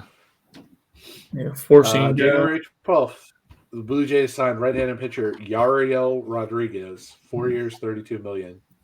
Okay. So this was the big Cody Duncan signing for the Pirates that never happened. I think he is going to be a swing man. He's not going to start, and he's kind of like a long reliever. Mm-hmm. January 19th, Astros signed left-handed pitcher Josh Hader. 5 years, $95 million. It's outrageous. Outrageous. Give me a Aroldis Chapman for 1 year, $10 million instead of paying a reliever for 5 for $100 almost. But Hader's still got 5 years left. Oh, for sure. I don't know. Hader to me is one of those guys that you're gonna get your money's worth. At least you hope. Maybe not on this contract, but I wish the guy could get more. Just watching him in Milwaukee give his years away under the control that they had him, and he was so good. And at least he has a chance to win in Houston, right? No doubt. January 23rd, Angels signed right-handed pitcher Robert Stevenson. 3 years, $33 million. Crazy. So if you don't know, this guy was a Pirate last year. Yes, he was. And then he got traded for Alika Williams. And now he gets $11 million a year. Yeah, we'll get to the Alika Williams thing here. Oh, boy. Will we ever? And now he gets $11 million a year. Yeah. And he was like a non-roster waiver claim guy last year. Yep. January 24th, the Milwaukee Brewers signed first baseman Reese Hoskins. 2 years, $34 million. Like it. He hits bombs, but that's about it. Yes, he does. It's a good trait to have. That's what today's baseball is mostly. January 30th, 2024, Twins trade Jorge Polanco to the Mariners for Justin Topa, Anthony DeSclafani, minor league pitcher Darren Bowen, minor league outfielder Gabriel Gonzalez, and $8 million. Okay. Just a guy. Older guy. February 1st, 2024, Milwaukee Brewers trade right-handed pitcher Corbin Burns to the Orioles for Joey Ortiz and DL Hall. Could be the missing piece. We'll see. So they had 100 wins, and then they went and got an ace. That's what I mean. Yeah, Corbin is huge for them too. Like it could seriously be a changer because he's good. He's really fucking good. He's subtle. Like, you're not gonna be blown away by his starts, but he's good. And I have to watch a lot of Milwaukee just because I live in the local area, and I have a lot of friends that are Milwaukee Brewer fans, which sucks. But Corbin Burns is something that they are not happy with not being there anymore. And we'll get to that when we get to their rotation and talk about how much it's changed. Okay, so let's go and start with the division. What division do we want to start breakdown here? NL Probably Central. the AL East because it's the sexiest. Yeah, let's do that. I like that. Okay. Well, we can start with the last place Boston Red Sox then because they are terrible. They might honestly have the worst roster in the major leagues this year. Dude. That's such a terrible way to start. You're just like, we're gonna start with the worst fuckers. I mean, it's not even close if you look at it. Okay, but I am looking at it. So I'm gonna make sure I'm always looking at this so I know what I'm talking about. Okay. So I'm gonna say this right off the bat. I don't know. Like, why? Like, why do you say that? Justify that. Okay. So let's start with their rotation. Mm-hmm. Brian Bayo, he's a nice arm. He's probably their opening day starter. Giolito slotted to be their second. He's hurt. Nick Pivetta. Who is Nick Pivetta? Cutter Crawford. Who is that? Garrett Whitlock and Tanner Houck. I believe Houck was decent last year. Yeah. But that is one shitty rotation. Okay, fair. But their lineup, not that bad. Okay. Your catchers are Connor Wong and Reese McGuire. Connor Wong's not bad. He's dependable. Is he?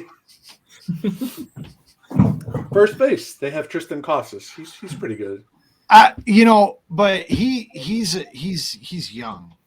Like that's he's 24. He'll be good. Or maybe he'll be good. I don't know. Then they have Bobby Dahlbeck, who will probably slot somewhere else or be their designated hitter. Second base, they have Emmanuel Valdez, Pablo Reyes, Vaughn Grissom, or Cedane Rafaela. Okay. Third base, you got one of the best in the game. Exactly. Yeah. Mm-hmm. And at shortstop, you have Trevor Story. Solid. Yep. Probably a little long in the tooth now. I'd be extremely long. Yeah. Okay. Left field, you have Jarren Duran, Speedy. Can he hit? I don't know. Young-ish. Tyler O'Neill, Robert F. Snyder, and Yoshida. I would imagine Yoshida's the starter. That's Probably. Yeah. Okay. Fair enough. Center field, you have Rafaela, Duran, or Tyler O'Neill. I think they're going to start Tyler O'Neill somewhere. Look, there's no way they're going to compete. Right. On paper, they don't look like they're even going to come close to competing. So your point stands, sir. You get a point on that one. Because, especially for this division, they are definitely wallowing at the bottom on paper. Right. And they don't have any prospects, really, that could come up and help them. They have Marcelo Mayer. I don't know. I don't think he'll be ready this year. But, I mean, I think they're kind of doing bridge contracts until they figure something out with all these young guys. But they're bad. So, in fourth place, would it be the Tampa Bay Rays, the Blue Jays, the Yankees? Oh, it's so hard to know how that's going to shake out. I mean, Probably especially Tampa, right? Well, with the way Tampa just seems to get it done. I mean, I'm not gonna doubt them. I think, but they have Wander Franco. Well, they don't anymore. He liked to have sex with 14-year-old girls. Oh yeah, dude. So he's gone. I'm sorry. He's like the best player. I see, and I had already completely put that one out of my head. And Wander Franco was fucking amazing baseball player. Yeah. What is happening to baseball players? It's like the culture that they were raised in. They don't have the same rules as we do here in America, and they just think it's okay to do stuff like that. I guess I don't know. I'm not making an excuse for them, but all right, if I have to pick here, I'm gonna say the Rays in the next. Right? Yeah. So, I mean, you lose some people, right? right. Josh Lowe.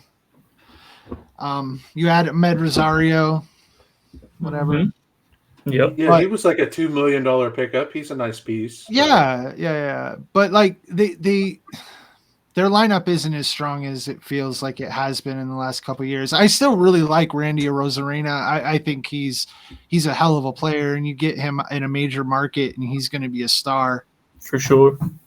I like Jose Siri. Yeah, I do too. He's a fast little dude. But their rotation, Zach Eflin, Aaron Savali, Zach Little, Ryan Pepiot, which we were just talking about.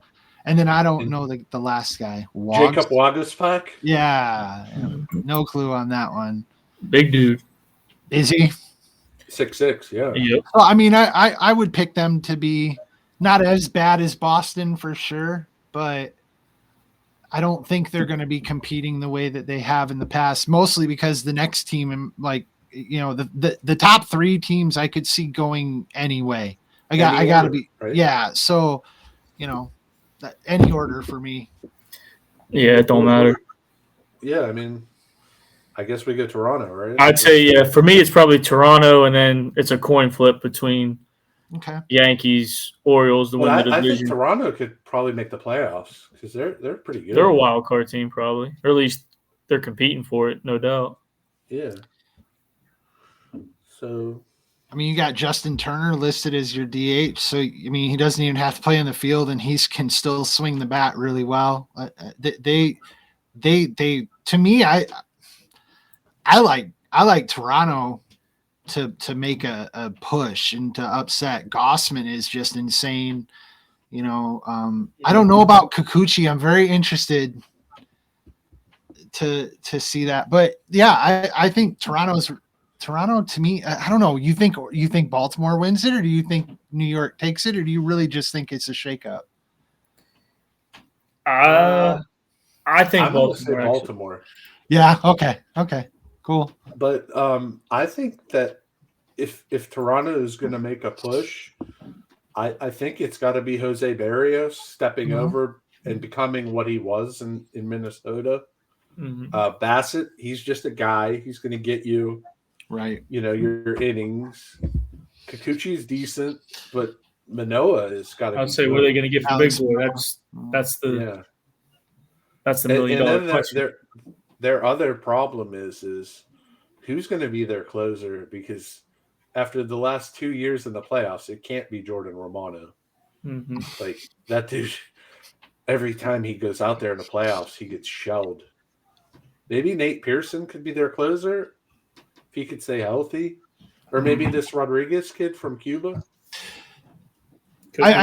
We started with this division, so it kind of makes it tough, but like it feels like there's a potential for all three of these teams for the division to be a division where all three teams go, but it's such a long year, you can't really. It's so hard to predict that shit. But I could definitely see all three of these teams in. Again, the Baltimore adds Corbin Burns, and you're just like, well, you got him. And I think you guys were talking about adding an ace. You added an ace, but you didn't need to, because I think Grayson, like Rodriguez is right there, right? Like he's right there. Tyler Wells is a good freaking pitcher, but just looking at their lineup, like there's really the Orioles have a fantastic lineup. They do.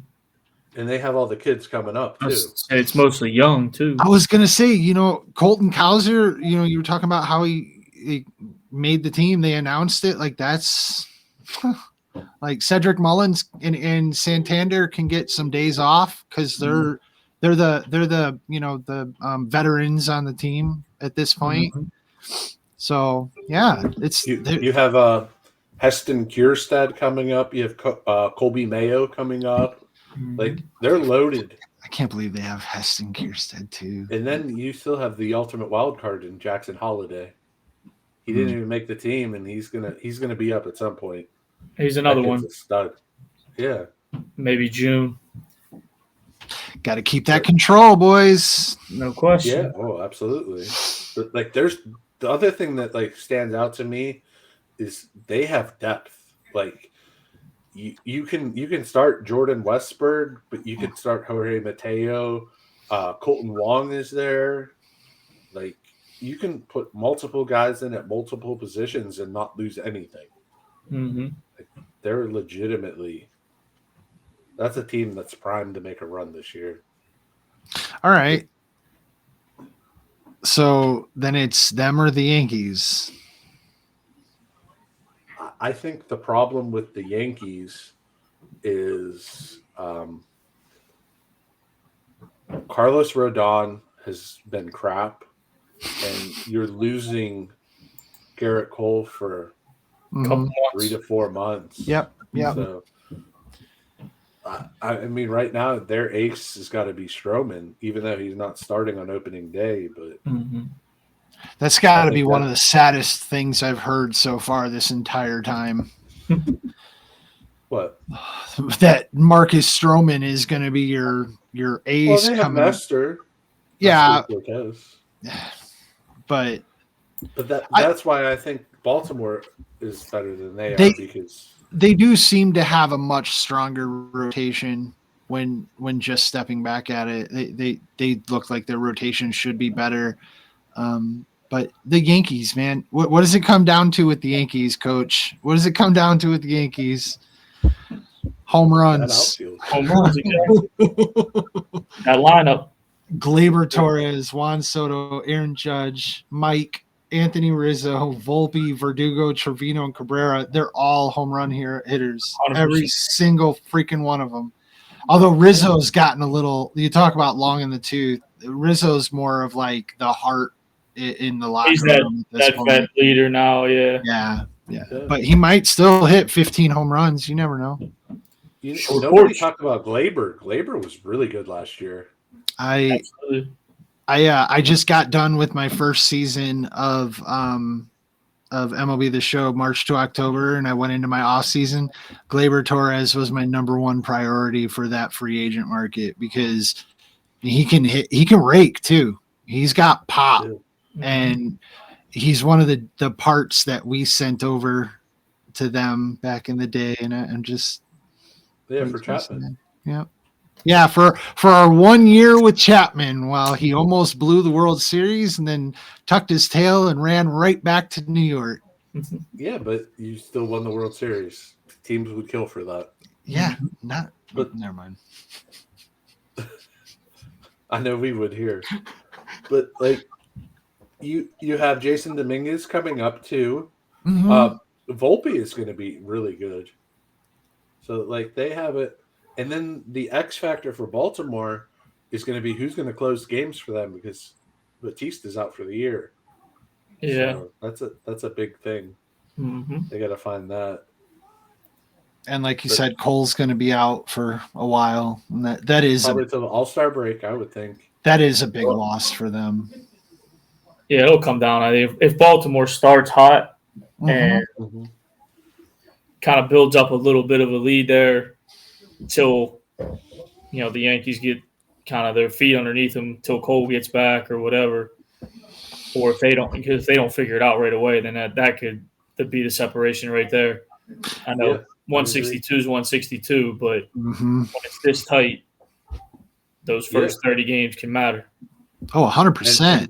You could even see Toronto go ahead and jump up over the Yankees. So it's going to be a fun. It's going to be a fun division to watch, and it's going to be and it has been for a couple of years now. Ever since Baltimore decided to jump in the fray with their young guys coming up and being, they have so many good young players on that team, and not like just good young players, but guys that have played in the major leagues now that have actually shown they can ball. Yeah, Sure. absolutely. I And love their owner just passed away today, Peter Angelos. Oh shit. Oh, Yeah. So R.I.P. they have another Jeez. thing to play for this year. All right. Central. AL Central. I mean, this is probably the worst division in all of baseball. So we go from the most competitive to the Least. who the fuck wants it. Yeah. Not Like, really that's- though. The Guardians run away with it, right? No, No, I you don't think so. so. We should probably start with the worst, right? Yeah. The White Sox. Or the Tigers, depending on how you feel about it. I've seen a lot of people picking the Tigers to win it. Really? Do they not know that Javier Baez likes to strike out 375 times a season? Did you see his numbers for the spring? I He's haven't. hitting 074. So the White Sox. Yeah, we'll do the White Sox. Go ahead. The opening day starter is Garrett Crochet, who's never started a game in his major league career. Mike Soroka is going to be the 2. Fetty is going to be the 3. Then you have Chris Flexen and Nick Nastrini. So all those trades, and you have absolutely no starting rotation. Kopech is going to be in the bullpen. They have former Yankee top prospect Davy Garcia, former Braves prospect Tuki Toussaint, and that's about it. Jimmy Lambert is decent. Tim Hill is a situational lefty. Hold on. So I'm just seeing something on Crochet here. The stat saying that he's the 9th pitcher in the last 110 years to make his first career start on opening day. Mm-hmm. Now he's been in the bullpen for them though, hasn't he? Yeah, he always that's what I is thought. hurt. Yeah, but like looking over their lineup, like I'm not like the projected lineup that I have. So tell me if it's just wrong here. But I have Benintendi, Moncada, Robert, Eloy, who's hurt, Andrew Vaughn, Dominic Fletcher, Paul DeYoung, Nicky Lopez, and Martin Maldonado. I mean, it's not the worst lineup I've seen. You know, and Eloy's hurt, but you don't even have him on the field in this because you have Dominic Fletcher out there, which is interesting. I like Fletcher, but he's really struggled this spring. Has he? Well, he's young. Spring's tough. Shut up. Andrew Vaughn, I like. He's not meeting their standards. Expectations. Yeah, but the White Sox haven't developed anybody. That's been like, we were just talking about that with the Chicago show. Like that's been their biggest problem. It's not that they haven't gotten talent; it's that they can't develop anybody. Yeah, I mean, Yoan Moncada was a can't miss prospect, and he's missed. Right. Eloy was another one. Yeah, that's another Cubs piece. Yeah, Robert, he's been good. But he was supposed to be a generational. Like the White Sox sold him like he was going to be like a Hall of Famer, and right. I mean he hasn't played. I don't know if he's played a complete season yet. Paul DeYoung isn't it? Yeah, I know. Nicky Lopez is just a guy. I mean, there's a lot of questions. Okay, so you've got them in the basement. I think it's a fair assessment. Okay, you agree? They're a at least 90 loss team, I think. So. Okay, yeah, fair enough. Yeah. Especially if they're opening day, first time ever making a start pitcher can't get it done, and then they're down to guys that wouldn't make any other major league roster for pitchers. That's where you're like, holy cow, lose some games. And then where do you go on top of that? Twins Twins going to be that bad? I think so, because you're looking at the same problem. Like, I mean, look at their rotation. I mean, like, not exactly the same problem, but definitely, like, I don't know. I have them there, and I had Byron Buxton has been one of those guys that I want to see take over a team and make a difference. Mhm. He always gets hurt. Yeah, yeah, and Carlos Correa, he hasn't been as good since leaving Houston. Houston. Yeah, Manuel Margot, okay. Can't forget about Plum's finest here, though, too. Alex Kirilloff. Yep. Yeah, He has never been healthy. No. no. So Edouard Julien, he's a nice piece. how old's Carlos Santana at this point? He's got to be getting up 37. 37. He's my age. Yeah. So I I mean, would tell you what, I would take Carlos Santana here any day of the week, though. No doubt. to But DH or to play first. either. Play first. Yeah, he was fine at first last year here. I mean, he really was. Okay. I mean, had- the he Twins had to have walk up. in my opinion, the Twins have a by far better roster than Chicago. Minnesota. Or I'm sorry, Oh, than Chicago, the White Sox. Oh yeah, they do. They do. So And But they have a legit ace. Pablo Lopez is really good. okay. we But already, who do talked, they- Ryan, we already talked about DeScalafini earlier too. Mm-hmm. It's a solid starter. You know, Okay. and But Paddock has been hurt. but who, like, we're trying to do them in order, right? So what do you have left? You have the Royals, and the Guardians, right? And the Tigers. Yep. Yeah. Okay, so I mean, I like the Royals. I do Like, too. I really like the Royals. And the Guardians are just a well-run organization. And Agreed. there's something to be said about well-run organizations that you just kind of expect them to be there. Their lineup is pretty freaking solid. They've got guys on there like Stephen Kwan, for instance, that are a little bit under the radar that I think are pretty solid. You know, I like the Guardians to win it, so I had to go from there. And yeah, the Royals and the Tigers, I think, are pretty even. Similar. I think really it's Torkelson, baby. to me. I think it's kind of what we've already kind of discussed. I think it's the Guardians. I think are head and shoulders, and then Twins and Royals and Tigers are all kind of a toss up to me. We could spend the next hour discussing, but they're all pretty much the same. It's all going to injuries will play a factor a little bit, you know, between who one of them, I think maybe a wild card team still too. I think could be competing, especially with expanded playoffs. So, you know, they'll all the expanded playoffs are wild. Yeah. So they'll be in the mix, I think, too. But I haven't looked over the Guardians. So if you want to go with the Guardians, because I have like a hot take here. I'm going to say Cole Reagans is going to win the Cy Young in the AL. Okay. That dude was lights out once they got him from Texas for Chapman last year. Mm-hmm. That requires quite a bit of winning baseball too.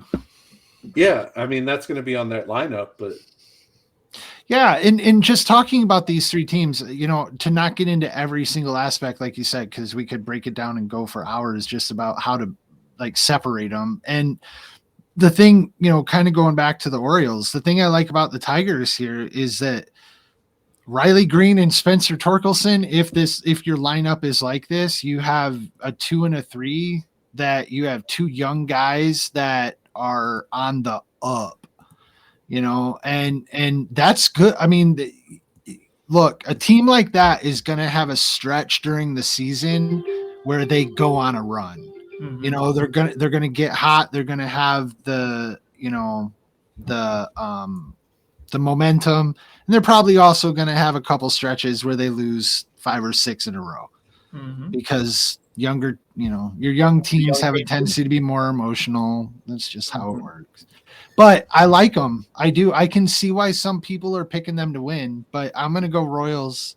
I'm going to go, Guardians. No, I'm going to go Royals even over the Guardians. I think the Royals have a really good baseball team. Guardians have a better rotation. but that's Well, they're hurt too, though. who's So hurt. Gavin Williams is hurt. Oh, okay. And he's slotted to be their number 3. Yeah. So you have Bieber, McKenzie, BB, and Allen, who are all legit major league. They're major league pitchers. Mm-hmm. Gavin Williams is a stud. You have Clase still in the pen. Still really good too. Still really good. Karinchak, Barlow, like now that looking at them, I want to know what Logan Allen is going to look like this year. You know, that's like they've got, they're good, man. But I don't. Yeah. I'm going Royals. They fall apart. Bo Naylor gets hurt. You know, they have an older lineup. I'm going Royals. What did I do with I the like first the one? Royals a little bit better. I think I picked the Orioles, and I'm going with the Royals. Orioles and Royals. I'm really on a Royal. I don't know. I'm getting tired. On to the next one. Yeah. I think that the Tigers probably get third. I'm gonna say the Royals get second and Cleveland wins it. Okay. Just looking at it, I think Detroit needs to get another starter. Skubal, Maeda, Flaherty, Casey Mize, and Reese Olson. I don't think that's good enough to win it. Probably not. Yeah, I just and in Kansas City you have Reagan, Singer, Waka, Lugo, and Lyles. I mean that's pretty good. Yeah. So yeah, I'll go with the Guardians in that. Guardians, Royals, Tigers, Twins, and White Sox. How about that? Stamp it. All right. Now we have the West. Oh, Jesus. Can we just say the Angels have Michael Trout? Next. Like, and that's Do they have anyone else? I mean, look, Reed Detmers and Griffin Canning are two guys that I've like watched for a couple of years, wanting for them to become like great pitchers. And it hasn't happened. No. Well, we have to start with Oakland, right? Because they're shitty too. Well, no, I mean, I think the Angels are. I think the Angels are potentially a 100-loss team. Really? They'll always underachieve. I mean, it's not even. They're just lost to Tawny. Yeah. They're just bad. The A's are better? No, but fighting for the basement is fighting for the basement. There's no point in arguing over it. I mean, they're both terrible. They both on paper look pretty bad, dude. Like, well, and then you have to probably think at what point does Trout say I want out, right? 3 years ago. No, so, like he probably like him and Ohtani never seemed to click, you know. And he's so quiet, and he just enjoys his life clearly, or whatever. He doesn't seem to care. And then I don't think, just from a personality standpoint, how we've seen Trout deal with the media and fans and just like baseball, he's not gonna he's not gonna make waves. You know, he might have a conversation with the management team, or he may have already had multiple, but he's not gonna, especially after being hurt the way he was. Like, he's going to come out and prove himself first. And, you know, if the dude comes out and hits 310 and 25 home runs going into the All-Star break, then, you know, maybe he could be like, hey, do you think that there's a team that could give you something decent to, like, give me a chance to win? No. Well, I mean, they don't even make the playoffs. What does he have, like 4 at-bats? I think career in the playoffs, yeah. I mean, it's A's and Angels for sure, and that in the basement conversation, no question. Yep. You So know, what I'm seeing with the Angels is Tyler Anderson is their ace. I was gonna say, And I was my just gonna God, bring he's that up. number 5 here. Mm-hmm. So I mean, what is that? Tells you everything you need to know. Enough said. Yeah, on both those teams, I don't need to talk about them anymore. The Rangers, we know who the Rangers are, right? I mean, but the Rangers, they have their rotation is broken for the first half at least. Mm-hmm. Dude, those are some names that aren't going to be on their rotation to start the DeGrom season. and Scherzer, and they got Tyler Mahle too. I was just going to say, yeah, Tyron Raleigh too. But I mean, that's why they signed Lorenzen, isn't it? yeah, Yeah, they have him in the pen on what I'm seeing though. Yeah. but And those it's guys, a long season, 162, right? Like to say it again, you know, and they peaked at the right time last year. So and that's, we all know that's what it comes down to. I mean, Arizona proved that too. Mm-hmm. You know, Arizona wasn't in the playoffs until 2 days before the playoffs started, and the Cubs choked for a week in a row. You know, like, and they took it and ran with it, and that's all it's about. And if you're, you know, you got great pitcher, to me, it almost kind of benefits them if you think about it. I mean, they're going to be rested, and they're going to have a lot less innings on them, and it could be good for them. Actually, I mean, it really could. It could work to their advantage quite a bit. Yeah, this will come down to the Astros or Rangers again. You know, I think the Mariners are going to be in there too, but you know, Seattle. I honestly think like this is Seattle's year. This year they take that next step finally. Oh yeah. I think the thing that you got to talk about with Texas is Leclerc and Spores pitched every game in the postseason too. Mm-hmm. So I mean, they got David Robertson and Kirby Yates, but those guys are 50. And I don't know. Yeah, Seattle looks pretty good on paper. Yeah, they do. No question. They really do. The Julio Rodriguez. Let's just see that kid grow some more. See what he's going to be. Mm-hmm. Yeah, but I like their outfield overall. Mitch Haniger. I like that addition. 33 though. Oofda. JP Crawford. Julio. Yeah, I like them. They're maybe not. Maybe I'm already having doubts. I just like that rotation is sick, dude. I that rotation is like you're not getting to Bryce Miller until the fourth pitcher, and we're looking at LA. You know, the Angels rotation being like what is this? And then you're looking at Seattle's, and it's just like that's a really lopsided division. An extremely lopsided division. Yeah, it's extremely top heavy. Mm-hmm. But like, I see a hole at first base. I don't think Ty France is that good. Yeah, I agree. And then left field, Luke Raley, Dominic Canzone, Sam Haggerty. Like, yeah, they lost Teoscar. I think that's going to be big. But they gained Mitch Garver. So is that a fair trade-off? Like, we'll see. Yeah. I mean, Teoscar was a pretty decent outfielder, like for defense. Power too. Yeah, he hit. We'll see. What I got.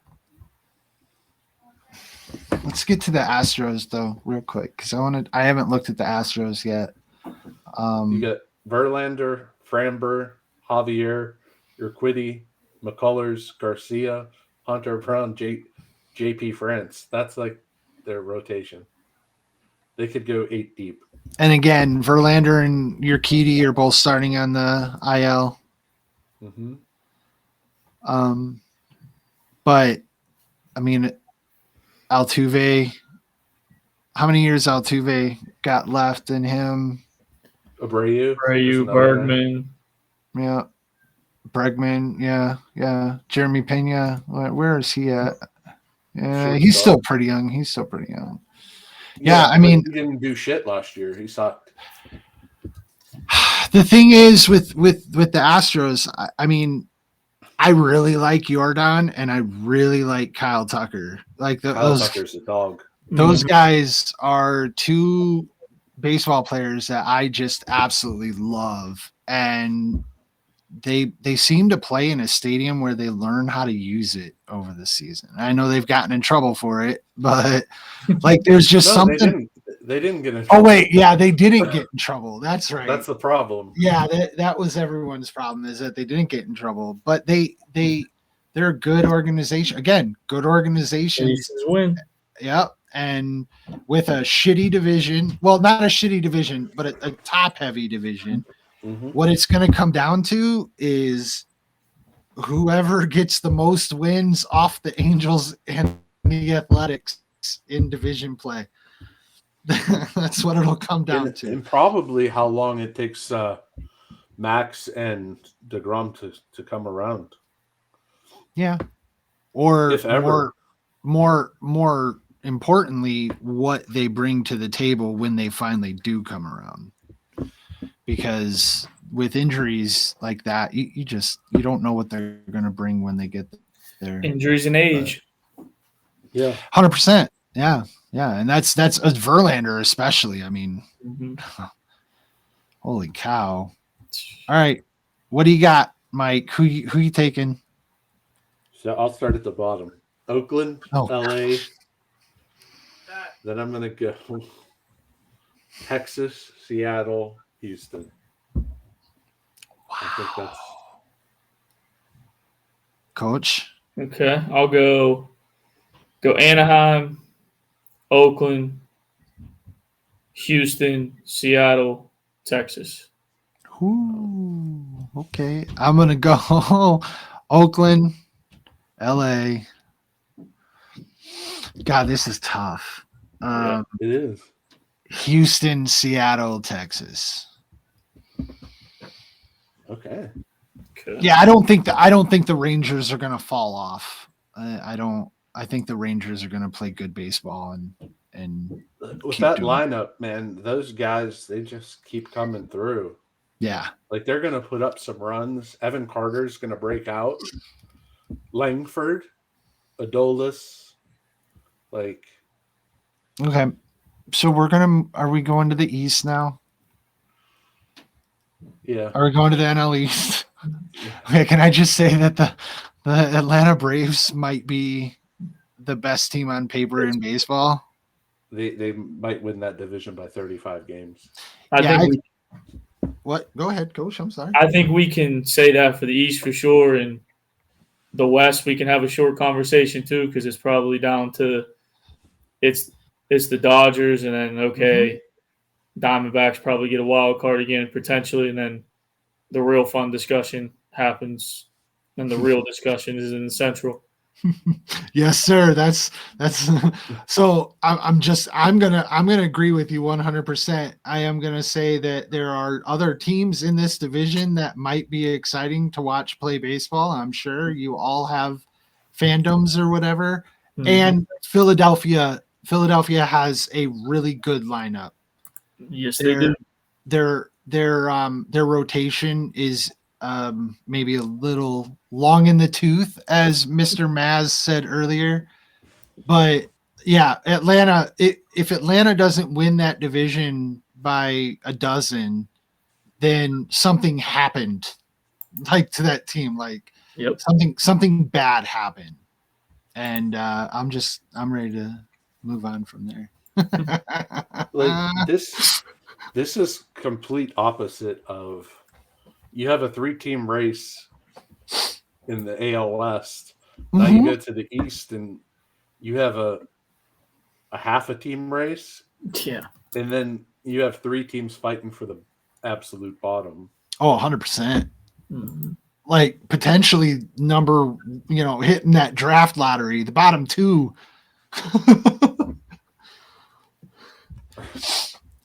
Oh, the West. So you're having the same conversation in the West, you said? as the 'Cause- AL West. Yeah. No, yeah, okay. Yeah, I mean, what do you think, Mike? Do you think anybody beats Atlanta? I got to pull up the Mets here because that's Mm, I got to see this, and I got to still pull up the Phillies. Phillies, the Phillies might make you guess. So Senga, Quintana, Severino, Minaya, Hauser, McGill. Mm-hmm. Then Alvarez, Alonso, they're good. McNeil's good. Beatty could take a step. Lindor's good. Nimmo, he's okay. Bader is good. Mm-hmm. Martes and JD Martinez, like, they're really not that bad. No, they're not. I'm not saying they're bad, but Atlanta is amazing. And they have hosing. So you're gonna tell me that the Mets going into the season with Q as their listed number one starter is Senga. makes Senga. okay. Well, I have Senga out until at least May. Oh, really? Shoulder injury, keeping Kodai Senga out Ooh. until at least May. Oh, That's why they put McGill in there. But yeah, so I'm showing they have Quintana as their number one starter, and that, I mean, if that's who you're like, the Cubs used him as a number 3 starter 3 years ago. Like, what do you think? He's your best pitcher? Just the Phillies are the only ones that have a chance, and like I said, I think that their pitching staff is a little is just not. Are you telling me that Patrick Corbin cannot return to his ace form? Yes. Oh, okay. Mackenzie Gore is the best pitcher on that fucking lineup, and he just hasn't. Great is good. He is, but Mackenzie, he's going to be Mackenzie Gore should still, like, getting out of Detroit should help him. Mm-hmm. San Diego. Was Mackenzie? They got him in the Juan Soto. Oh, you're right. My bad. Yeah. My bad. Trevor Williams, I love that guy. Yeah, good guy, 5th or 6th starter. There you go. 8th starter. Good person.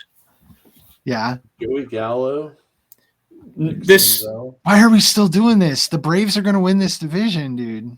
To me, this is a 1.5 team. I mean, it's the Braves. I think the Phillies got a shot. I think they're a playoff team. Yeah, and same thing with the Marlins. I think the Marlins are a fringe playoff team or a playoff team. Fringe. No. You like Miami? They actually like each other now, from what I hear, so that helps. They don't all hate. They all actually like each other now, so that's a start. Yeah. But they don't have any pitchers. Like, no. Sandy is out for the year. Isn't Meyer coming back up or no? I mean, I know they sent him down. Meyer is up by default. Braxton Garrett's hurt. Eduardo Cabrera is hurt. Yuri Perez is hurt. They're starting AJ Puck, who's never started before. I think Ryan Weathers is starting. He's never started before. I'm showing Ryan Weathers too. Trevor Rogers, Max Meyer, AJ Puck, and good. Jesus Luzardo.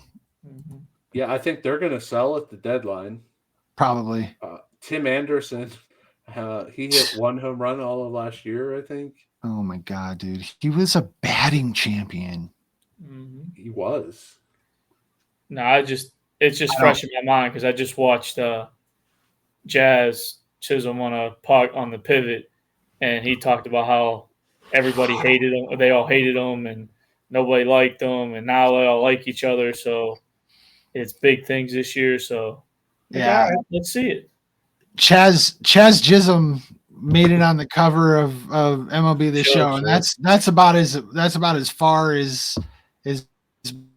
my okay, but they're not a good team. I don't think that.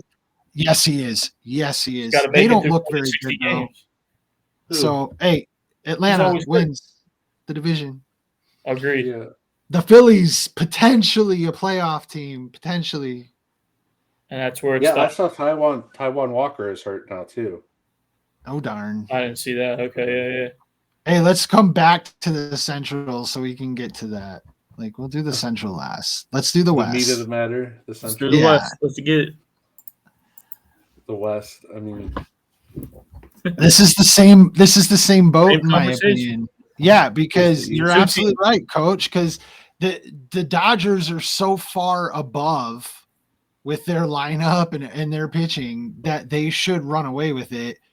But they're,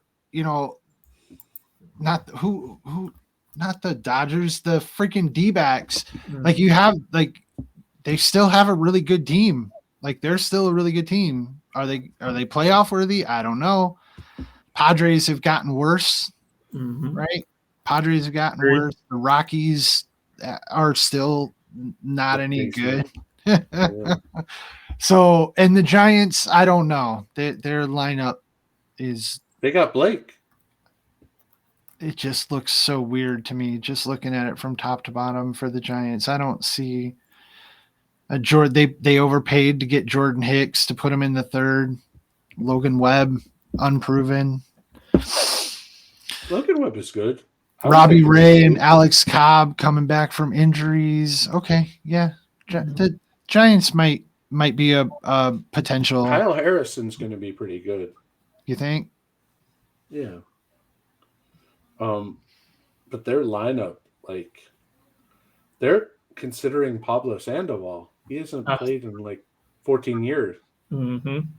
Does the potential that the Dodgers lose Shohei Ohtani change any of that for you, though? Like, honestly, like if they lose Shohei Ohtani, is that enough for them to look like a team that's vulnerable? Not one bit, in my opinion. Thank you. No, because there's nobody can. Okay, if Yamamoto is trash and like it's all been a joke, maybe. Like if they just spent $1 billion and it blows up in their face, okay. But Tyler Glasnow, Bobby Miller, James Paxton, Gavin Stone, and then you've still got Walker Buehler and Emmett Sheehan. Sheehan was good last year. Like, I like Walker Buehler. Walker Buehler is one of my favorite pitchers pitching today that I like to watch. Like his picks. Doesn't he come back in like the All-Star break? Yeah, I think so. I'm not that brushed up on injury stuff yet, but I know he's on the 15 day or whatever, but I don't think that's long term. He'll be back, I think.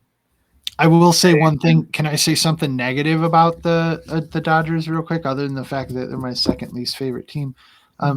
They still have Jason Hayward on their freaking roster. Like they still have Jason Hayward, and I'm not saying that he's a ruiner. He's one of the only reasons the Cubs won their World Series. I give him all the credit in the world, but he doesn't hit. He hasn't hit for years, and his days as a Gold Glover are behind him. So if their depth is like if he's still their everyday right fielder, then maybe they're just not as invulnerable as they seem. I don't know. What do you do if you lose a guy like Shohei? Their bullpen isn't that good either, though. See, I don't know. I'm not looking at bullpens yet, so I don't even know because so many bullpens aren't even solidified yet, 100%. And they're so, I don't want to say dime a dozen, but you could improve your bullpen in a heartbeat here. Bullpens change all season. Like that's the most common call up and send down over the course of the season is your bullpen. So, my God, are the Rockies bad?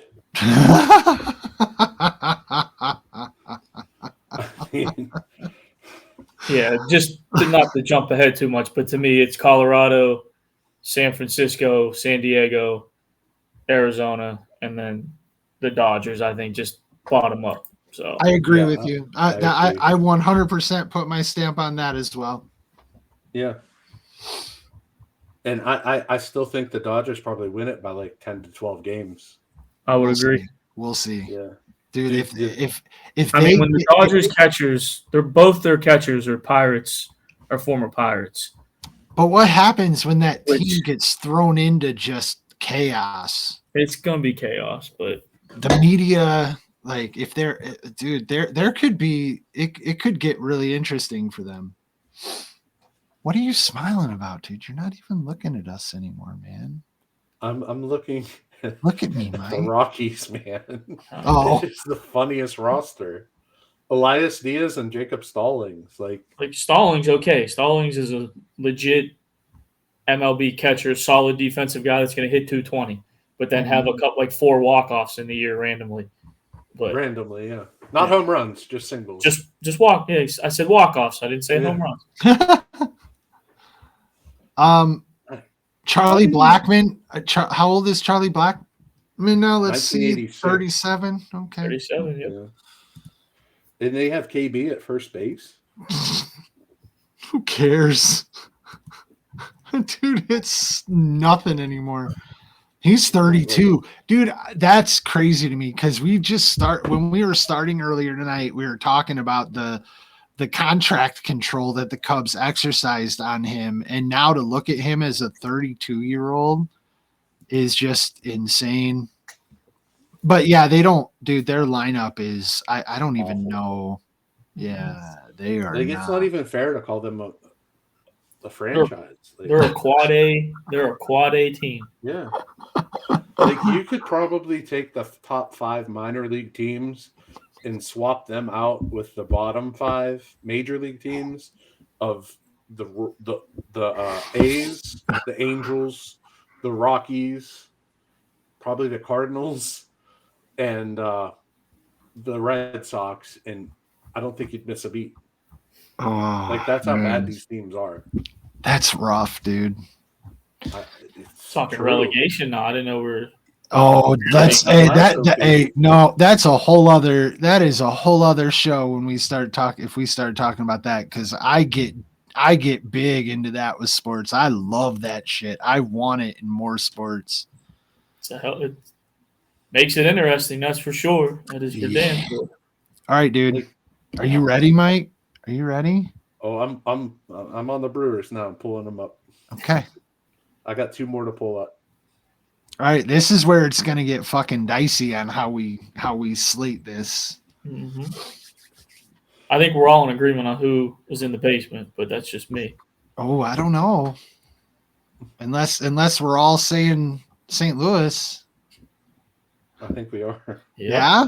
Yeah, that is wild. All saying the Redbirds. When was the last time you could even say that? Like, and honestly, looking at their lineup, I'm sorry, like the names on it, you wouldn't think that still. You wouldn't, because who's gonna say that Nolan Arenado is not a good, his career is over. 100%.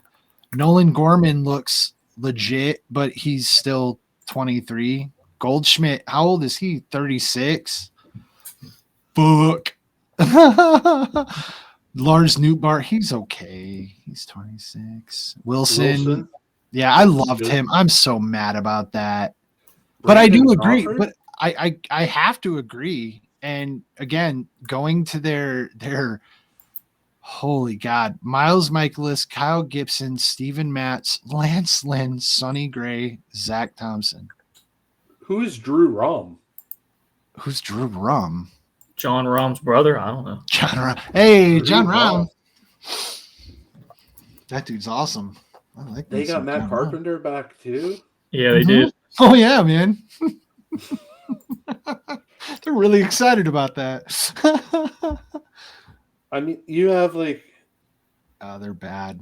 Tommy Edman and Dylan Carlson. That's like, and Brendan Donovan. That's like the prototypical, just white meat baby face Cardinal players. Like, oh, Jordan Walker is a stud. Okay, so I've got the Brewers next, by the way, so we can just put them right there. You know what? The Brewers might be worse than the Cardinals. I think so too. Actually, I like just reevaluating it as we're doing this, because they don't have. I mean, Christian Yelich has proven to not be what he was for 2 years. Like that was, he's 32 now. Rhys Hoskins. Okay, yeah, like you guys said, it's a move. You put a guy at first base that can hit, but Yeah, he's They going to hit don't- like 26 home runs and hit 220.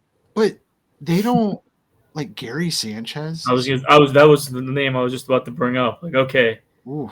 with both of these teams, really, it's like, okay, if we're talking 2015, 14, 16, we're having a whole different discussion here. Now we're talking a whole different ball game here. Like, there's some names, but what do they really bring you in 2024? Can I just bring this rotation up? Yeah, I was going to say they have no Freddie pitching. Peralta, Wade Miley, Joe Ross, Colin Ray, Jacob Junis, and DL Hall. Like, what the fuck is that? And Wade Miley isn't even like, he's just getting warmed up. Like, he's not in ready to pitch format yet either. He's not stretched out. Yeah, but they just, dude, when you lose Corbin Burns and Brian Woodruff from your rotation, Brandon Woodruff, sorry. Yeah, like, dude, and Freddie Peralta probably should have tried to get traded last year too. I don't know, but they're pretty bad. So Churio's exciting. Okay, so then let's just do this because you guys are like, I'm not wearing Cubs gear. I went with the neutral, but I don't know how I feel about the three teams here. I'm sure both of you want to put the Cubs right here and then just go between Pittsburgh and Cincinnati. But like Cincinnati is a team I don't know a ton about, so I'm just looking here. Hunter Green. Oh my God, dude, that guy, I mean, he's a stud. Oh God, Green's a stud. I mean, Lodolo's a stud. Yeah. Tyler Stevenson as a catcher. Man, I don't know. Is Ellie De La Cruz for real? No. And Jonathan India hasn't lived up. I mean, McClain's hurt, right? What's that? Matt McClain is hurt, isn't he? I think, but I couldn't tell TJ Friedel. Yeah. He sucks. I mean, to me, when you look at the Pirates and the Reds, they're almost identical. They're both identical in the sense they're in that same realm, whereas they're young, they got a lot of talent, a lot of upside. They could break out, but they could still be another year away or another 2. We don't know. Yeah, fair enough. With the Cubs, I mean, you could speak on that a lot more than me, but I don't know what their rotation is going to do. Like, I'm not, like, we've been looking at the rotations and the lineups, and I'm not going to look at the Cubs rotation and tell you that I'm confident. Like, I mean, I would take J-Mo back right now. That's just my opinion. He's hurt. I know, but still, I'd take him back. Oh, I love the. He doesn't like him, but we love him. I like him. Okay, I just he hasn't. I get it. Like exactly what the problem was before. Like when we got him, it was like Mike and I had the conversation about what the issues were, the potential there. I was like, I'm really looking for, and then he's hurt. Oh, shocker! Like that's yeah. So I mean, I don't know what Javier Assad is going to look like. Honestly, I think Wicks they announced made the rotation. Smiley's in the bullpen. Steele got hurt and yesterday. Wicks. Oh fuck me! Really? He got line drive off his kneecap. Oh jeez. Yeah. Okay. Well, that sucks. Kyle Hendricks is old, and Imanaga, we don't know yet because what do we know about foreign-born players? Where's that we've that never. One kid? Caleb Killian. Oh, I don't think they kept him. Like I think he's down. But their lineup doesn't. Like I like it. Like I mean, Ian, I do, man. Nico Horner and Dansby Swanson up the middle to me is like one of, if not the most impressive defensive combos in baseball. That's my homer speak. I do still think it's really good, and I think that they both hit really well. They both hit for average. They both hit for power. Right? No, Christopher Morel at third base. I don't know how I feel about it. I like him. He's been okay. Getting Cody back was fucking huge. Yeah. And our outfield is fucking good. When you show me Cody Bellinger, Seiya Suzuki, and Ian Happ, I'm fucking. That's a good outfield, dude. No, I like the Cubs lineup. I think it again. Just looking at it, it's probably the rotation that's more of a question. Yep. Which is the same thing you could say about the Pirates is probably going to be the rotation. Yeah. So I think along those lines, all these teams have the same issues. Now the Pirates are loaded with young arms. It's just a matter of what are they going to be and when are they going to get here.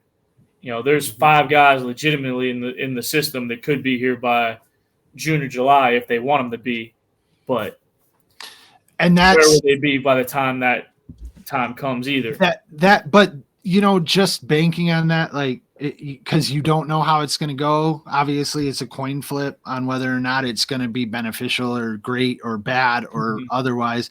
But yeah, I mean, we're not even waiting. Like the Cubs aren't waiting for anything other than a potential addition at outfield, which again, talking about it, our outfield is probably our strength.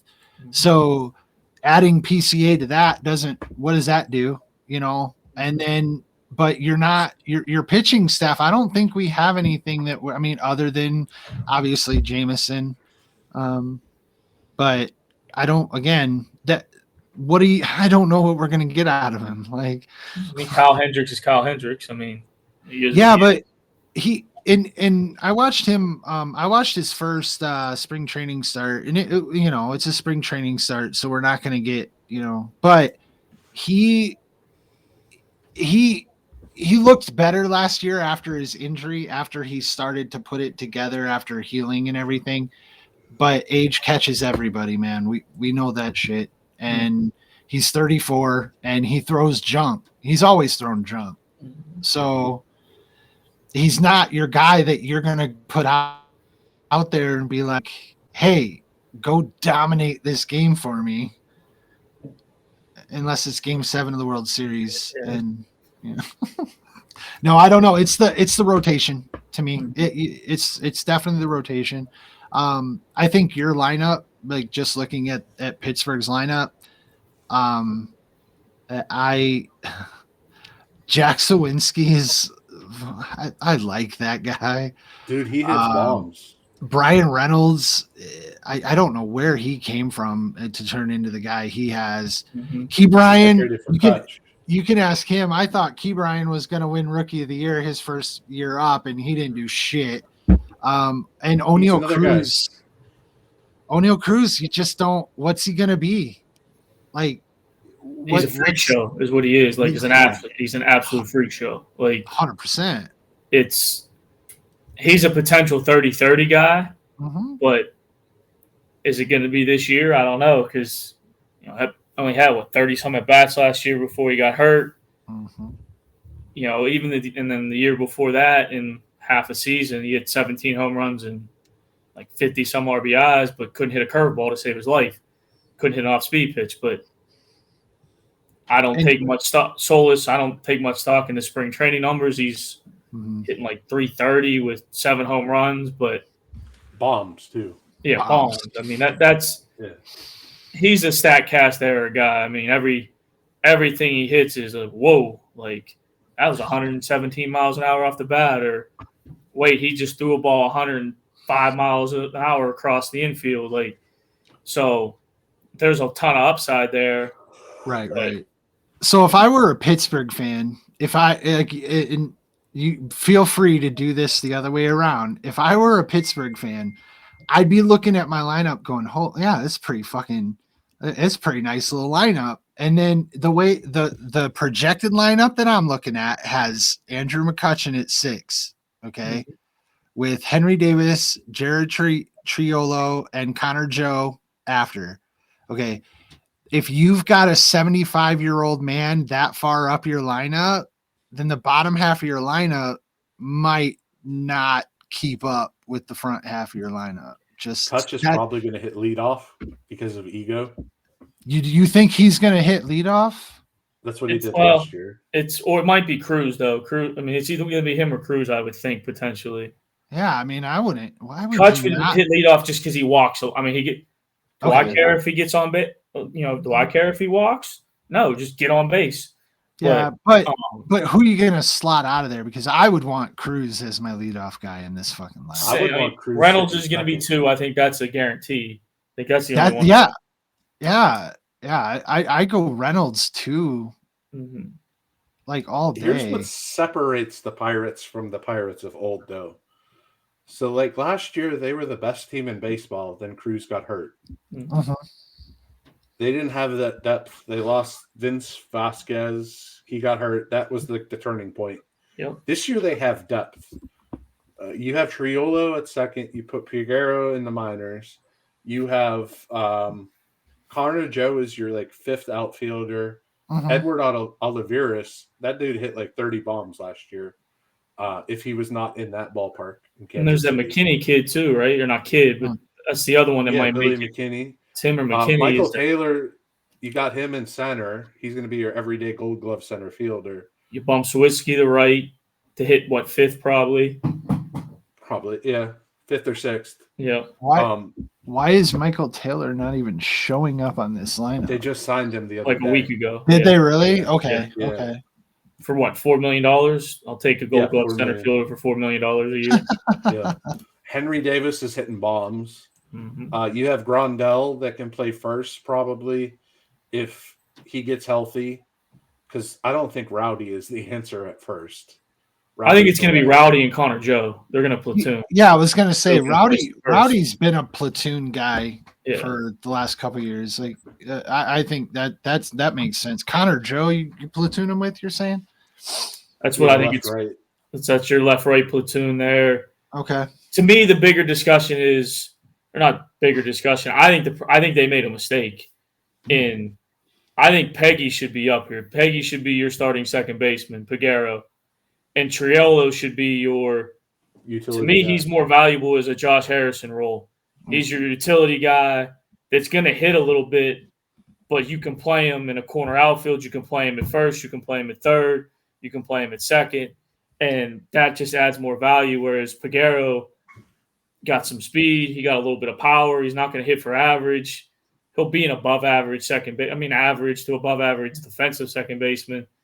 But why keep? And I guess their thinking is, if he's not going to play every day, let him go get at bats and let Akil be your Akil Williams be your defensive replacement, late innings guy. But small potatoes as an argument. But no, I think to me the Pirates just come down to, is this the 2012 Pirates or is this 2013, 2014? Or are they going to be, are they going to collapse late? Do they have enough to really hold on and to contend? Are they really willing to contend?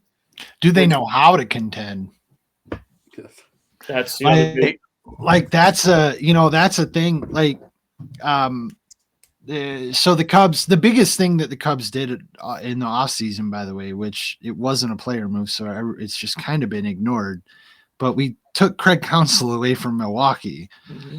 It's not a move that I like, by the way, but it does say, hey, this is a manager who overachieved with some rosters in a smaller market team, put together some good playoff runs, right, with a team that isn't necessarily built to compete. Mm-hmm. Now we're going to bring him here. Now, by the way, I want to make sure I get this out completely. Like, Craig Counsell in the playoffs, to me, has made nothing but mistakes, which is why I didn't really want him coming to Chicago. He's never managed his pitching staff well in the playoffs, and it's always noticeable. They had the Dodgers, they were ready to fucking sweep the Dodgers and blew that whole series 2 years ago. Anyway, but when you move to a manager that knows how to win, knows how to have a winning clubhouse, knows how to get that playoff run in him, like I that's why I like the Cubs here just a little bit more. They don't have the young guys that they're waiting for. They do have one, two, and you got Nick Madrigal and Patrick Wisdom still on your bench too. So they have depth where they can move guys around. The only thing, what's up? Michael Bush.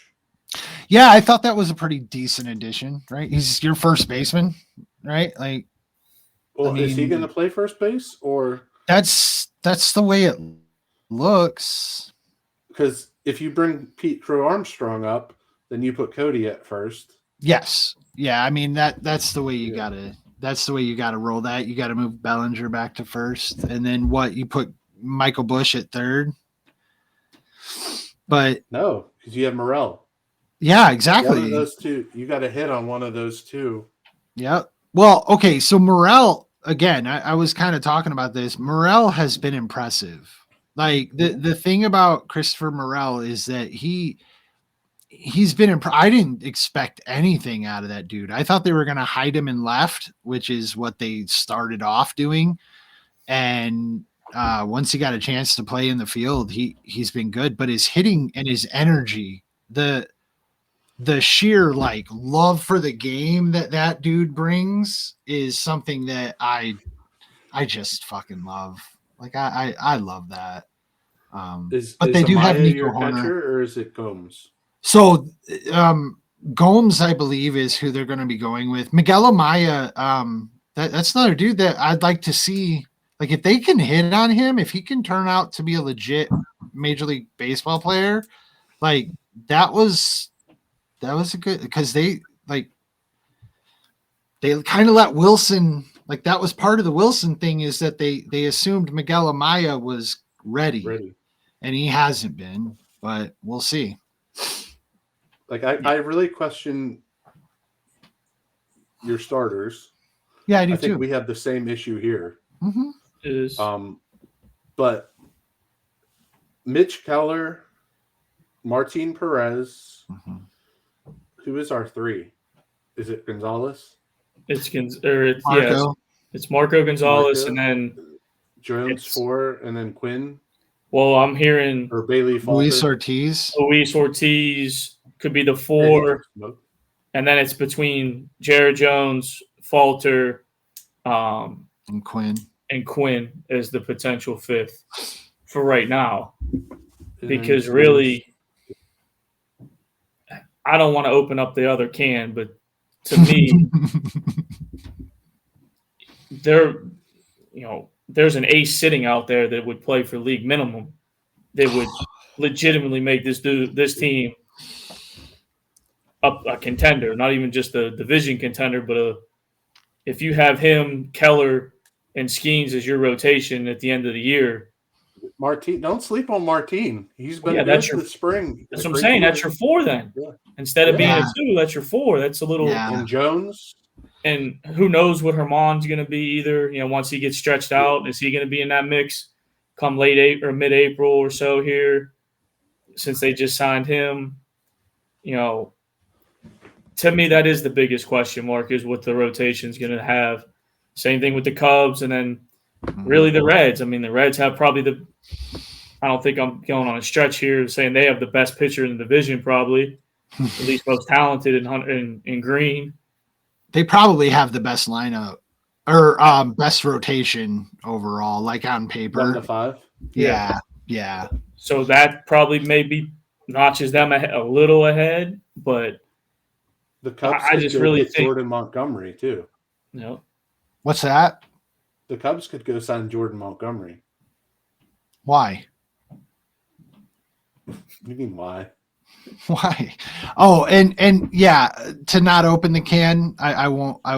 I'm just gonna not open it there with you. Like, no shit, right? Like, league minimum. Like, just go sign him. Just go sign him. Like, signed every other one that has anything to. I don't get it.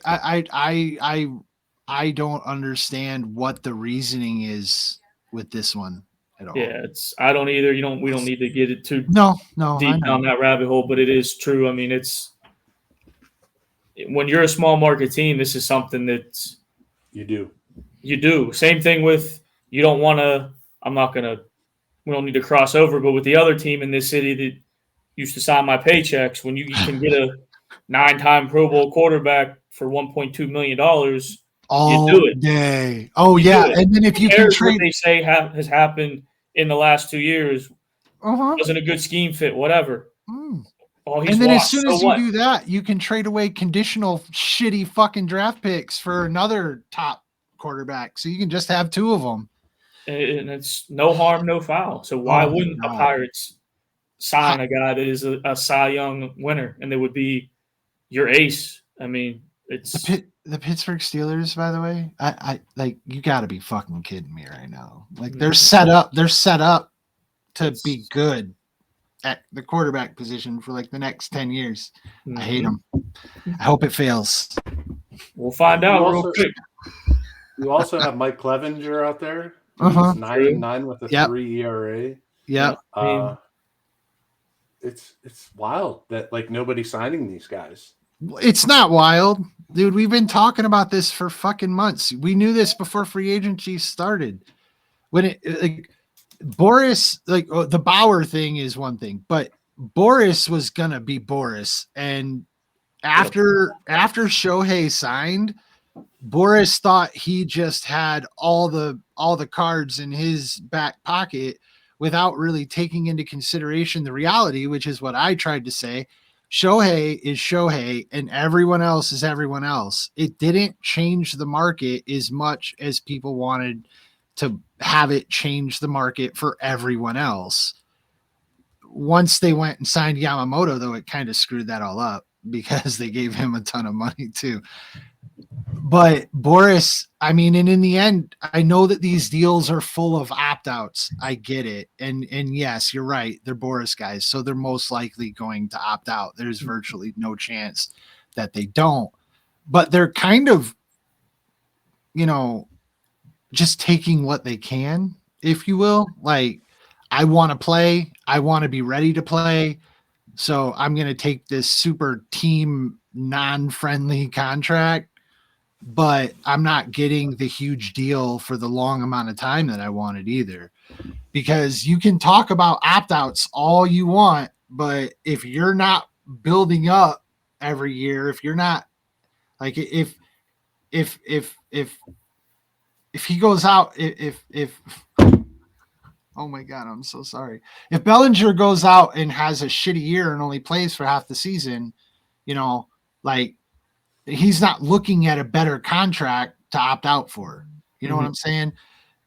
He didn't get the time he wanted. None of them did. Matt Olson didn't either. They didn't get the years they wanted. They didn't get the money that Boris promised them. Matt Chapman, I'm sorry. Yeah. Blake so didn't get it either. Yeah. I mean, it went how I thought it was going to go. And I'm really happy that Boris had to be the one to kind of blink this year. Mm-hmm. It was nice. It was a win for the guys.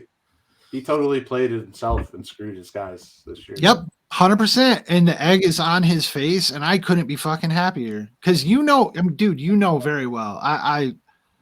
You and I got into that conversation from the day one of free agency, and it was never gonna. I was right. You were. What's ruined baseball.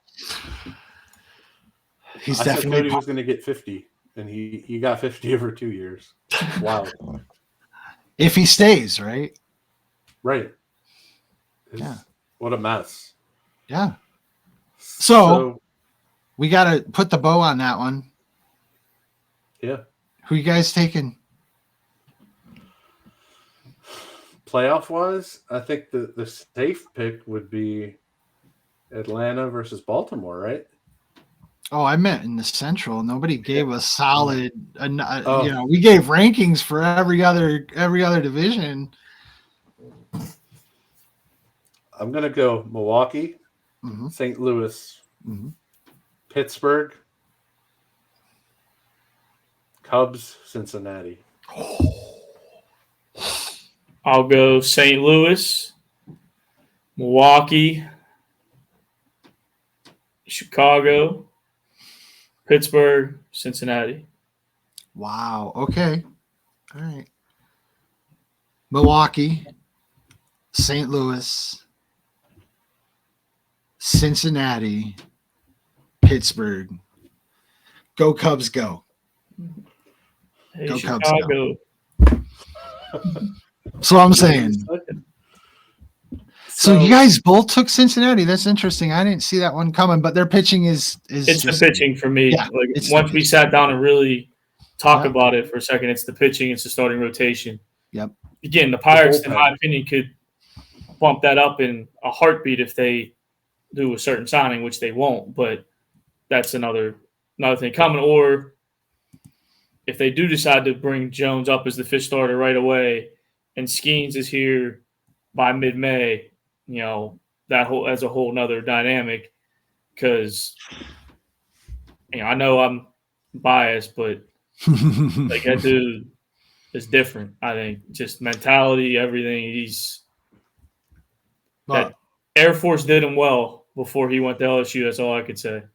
He's got the right mentality. I definitely think that this isn't a division that's going to be over early. I think it's definitely going to be into last week too. Yeah, into September. It's going to be it could be an extra game. It could be a lot of things. I just think it's going to be tight. It's going to be the wild card too. Yeah.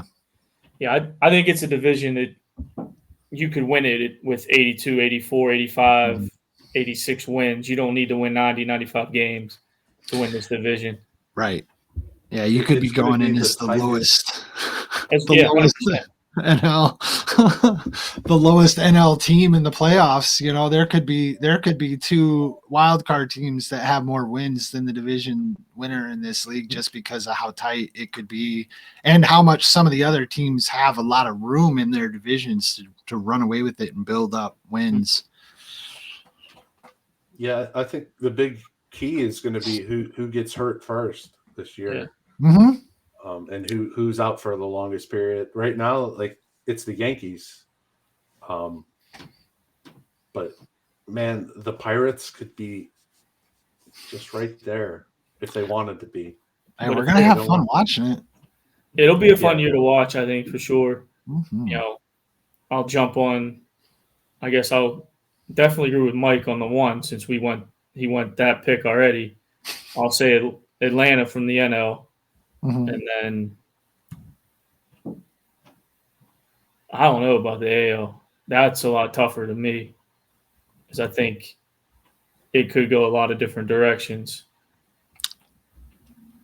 I'll just say Atlanta. I'll say Yankees. The hell.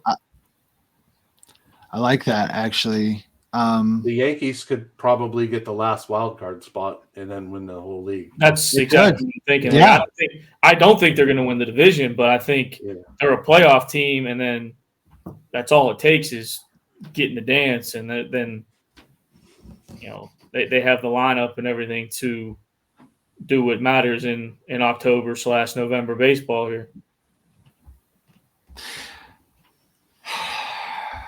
I think the Orioles. Am I up or are you up? I was going to just say, I think Chris Sale puts the Braves over the top, and I think like your key for the Orioles would be Grayson Rodriguez, pitching wise. Yeah, I'm going Baltimore, to be honest. I was thinking, and you know what, like the Yankees getting a wild card and making it, that sounds so realistic and like something that legitimately like really could happen. So I like that a lot. I'm going to go with the Orioles though, for real. I think the Orioles, Ryan Mountcastle is going to be even better again this year. I think, I think they have some guys in their lineup that are just, dude, and their pitching is redonkulous, and adding Corbin Burns at the top of that rotation, a lot of the conversations we've been having that really like what we just did with the Central, once we really broke it down and looked at the rotations, it really made a difference. And the Orioles went and added Corbin freaking Burns to their rotation. Like I don't like they definitely look to me solid and ready to go. And of course, I don't know how to argue with the Braves. I can't look at a team that we've discussed in the NL that I can like look at them and be like, oh yeah, no, like realistically the Braves could lose it and the Dodgers could whatever, but I'm not picking it. I think the Braves. I think they're the two best. The two best teams on paper, if I'm going to pick a scratch World Series, it's Baltimore and Atlanta. Mm-hmm. I just had to look it up again. Batista's out for the year for Baltimore, but then they went and signed Craig Kimbrell. Yeah, They yeah, have I saw the Cano Kimbrell. and Kimbrell. Yeah, That's wild. Kimbrell's. I don't. He might be okay. Yeah, I mean, to fill in, I think he'd be great. Mm-hmm. And they have 9 legit starting pitchers. Like, it's wild. But, like, you get to the dance, and it's always the teams on paper, and they always fold somehow. So I'll say And this. then- I'm sorry. I thought you were. I was going to say, and then you have the wild card of Ohtani. Yeah. So that would really hurt the And the I was Dodgers. going to throw in the wild card of, okay, so each team, like the Yankees, the conversation with the Yankees, I'll say that for the NL and AL, I have the Phillies and the Yankees as my teams where if it's not scratched, those are the teams that I'm looking at to and the Yankees should be right there, but you know, that like just their own division is going to be so freaking hard that, you know, and the rest of the AL is terrible. Like it's like the United States. There's no middle class. They're just the haves and have-nots. That's all the AL is. It's No doubt. sad but true. No doubt. All right. So, in that, I guess we are done. Thank you, Coach. Thanks, Coach. For spending Almost 3 hours. 50 Almost minutes. 3 hours. Holy cow. Fuck yeah, My dude. goodness. Thank you guys. Yeah, and we had to push it along because it's baseball. And Yeah. Yeah. We could do another We're on all-star the break or something. We're on the pre-pitch clock podcast here right now. This is a 7-mound visit. Oh yeah, Team kickoff. absolutely. 16 to 14 game. 16 to 14. 14. All right. Yeah, well, thank you guys very much. Watching. No problem. Thank you guys, and welcome. I'll come back anytime y'all want. You just let me know. Oh hell yeah! All right. Draft. Ho. We're gonna be Top talking about the guys out. draft. Couple weeks. Top guys out. All right. Dude, we're